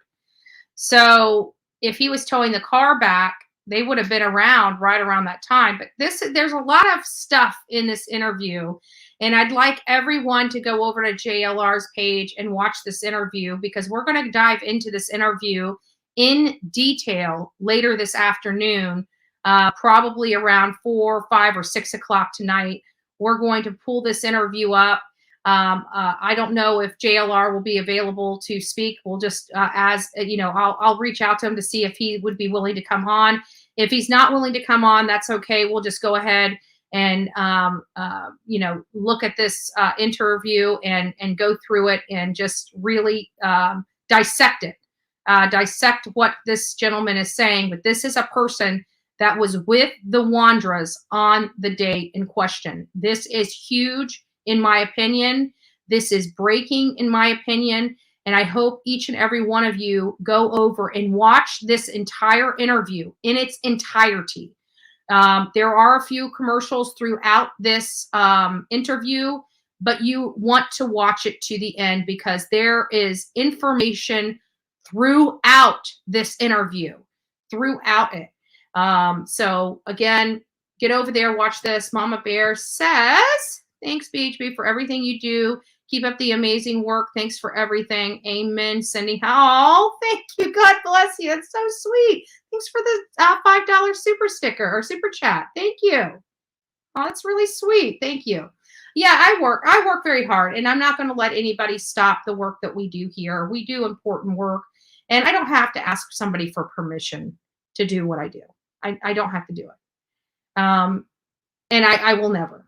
If anybody knows my stories, I spent many years listening to what other people wanted for me and never lived my life for myself. I'm living this portion of my life. I have paid my own bills since I was 18 years old. I bought my first house at 24. These are things that nobody can ever take away from me. None of my haters can say that they lived my life, okay? I purchased my stuff free and clear in 2011. I have not made a mortgage payment or a car payment, and that was long before I came here on YouTube. So this idea that I am nothing and I was just this squatter and I have had not a pot to piss in or a window to throw it out, I've worked hard my entire life to get to this point. Half of my haters are living in apartments or living in their mama's basement. And they're criticizing me for the work I do. Are you kidding me? Get off your ass and go do something with your life.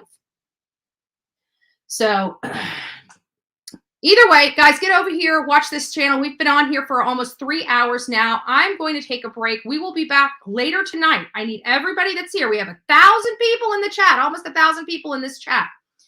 And I want each and every one of you to watch this interview. It is super important. I want to know your thoughts. I want to know your comments. I want to dissect this. Do we believe this guy?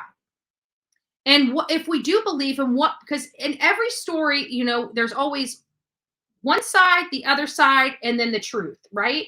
We know there's three sides to every story. So we know that some of the stuff, while he may not be lying or intentionally trying to lie, he is telling us the story in his perspective. What portion of his story do we believe? What portion of his story do we not believe? Do we believe he's involved? Do we believe he's involved? Oh, thank you. Yeah, because we fight. You know, this is where it's at, guys. You know, at the end of the day, mainstream media is already done its disservice to itself. People have wisened up and realized that they have been played by local media for a really, really, really long time. People are no longer tuning into their media. You can go on if you need to know what the weather is, you don't have to wait for the 6 o'clock news to tell you what your weather is. You go online and you type in weather in your city and state, and it'll tell you to every minute what your weather's going to be. If you want the news, if you want to know about a crash, you're not waiting until 6 o'clock at night to learn about a crash. You're going to go on YouTube or other social media like Twitter and Facebook to find out breaking news right now.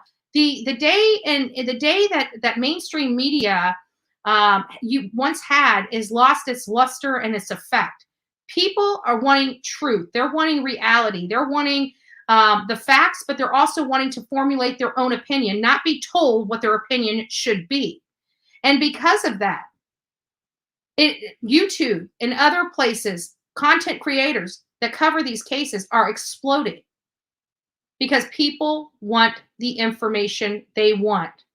We have for so many decades and so many years have been at the mercy of these cable companies in what we're allowed to watch, that by opening all this up and allowing us to make our own decisions, people love decisions. They love making their own decisions. They love making something work for them. And that's what we're able to provide here on the Bullhorn Betty channel and the other creators across YouTube. So keep coming back. We are keeping it factual. We do, this is a show, right? There are some aspects of the show that are for entertainment purposes, right? There are other aspects of this show that are legit breaking news. There's other parts of this show that is completely 100% designated to our subscribers and members. But each of you are valuable. Each of you means something. Each of you, are somebody to me. I love each and every one of you guys immensely. I want to tell my mods, thank you. Thank you for all that you do for this channel. I know that a lot of my mods get heat for being on the Bullhorn Betty channel from these hate channels. And again, we are saying, no, we are going to put a stop to this. It may take us a while to get through all that we have to do, but once I have made the commitment, especially financially, then that's that. It's done. It's done. So to all the asshats that wanted to steal content, that wanted to cause financial harm to me, I say no. You've taken enough. I'm not letting you take any more. And guess what I'm going to start doing? I'm going to quit being scared of going outside of my house. If you stalk me online or offline, I'm going to press charges. If you think it's cool to run over my house and post my address on social, I'm going to press charges. If I've got to spend the next 2023 in courts and sheriff's offices, that is exactly what I plan to do. And guess what? I will still do all of that and still come here and give my audience exactly what they want and expect from the Bullhorn Betty channel. So everything you're doing is going to be all for nothing. And you're going to have a shit ton of money that you're going to have to pay out of your own pocket because of the shit you created. I'm telling you guys now, this is literally the final warning. If you content creators want to continue to harass me, want to continue to stalk me, want to continue to try to cause financial harm, business harm, brand harm, personal harm, I say no. It ain't happening anymore. You've got a few months. And those few months, I will be making sure that everything you do is well documented. We're done. Move on. This is my last ditch effort. I've already pulled the trigger on some of these. And I'm telling you, I'm done. And if you don't believe me, you will be believing me in the next 3 to 4 months. All right, guys, with that, God bless each and every one of you. Go make it a great day. Do not forget to go watch this interview. It's a lengthy interview. I want to say it's almost an hour. The video is almost an hour in its entirety, but it's worth every minute of it. Get your pads out. If something doesn't sound right on there, jot it down. Jot it down. For everybody else out there, including other creators, if you guys would like to be, I'm moving forward as a one-man show. If you guys would like you guys are also equally tired of the BS, please reach out to me, bullhornbetty@gmail.com. Put hater lawsuit in the subject line, and we will start collaborating, and I will start telling you exactly what needs to be done and how we're going to do it. Otherwise, I will see you guys soon. For the haters out there, guys, it's time to move on. Go find something else to do. Go do something positive for your community. Seriously, go put a missing person flyer up. Go do something positive. Go to a soup kitchen and serve somebody some food. Get some humility, right? Be humble. Be a bullhorn Betty. Be a bullhorn Betty. With that, good day. Don't forget to be fearless. If you see something, say something. An ounce of prevention is worth a pound of cure. And believe me, you can make a difference. Good day.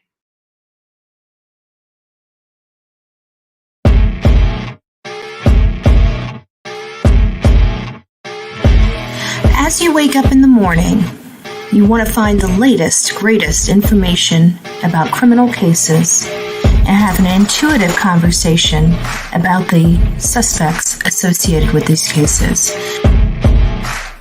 Head over to the Bullhorn Betty channel on YouTube.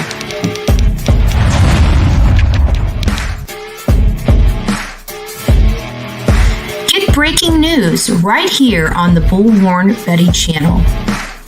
Welcome to the Bullhorn Betty Coffee Club. Enjoy your stay and enjoy your day.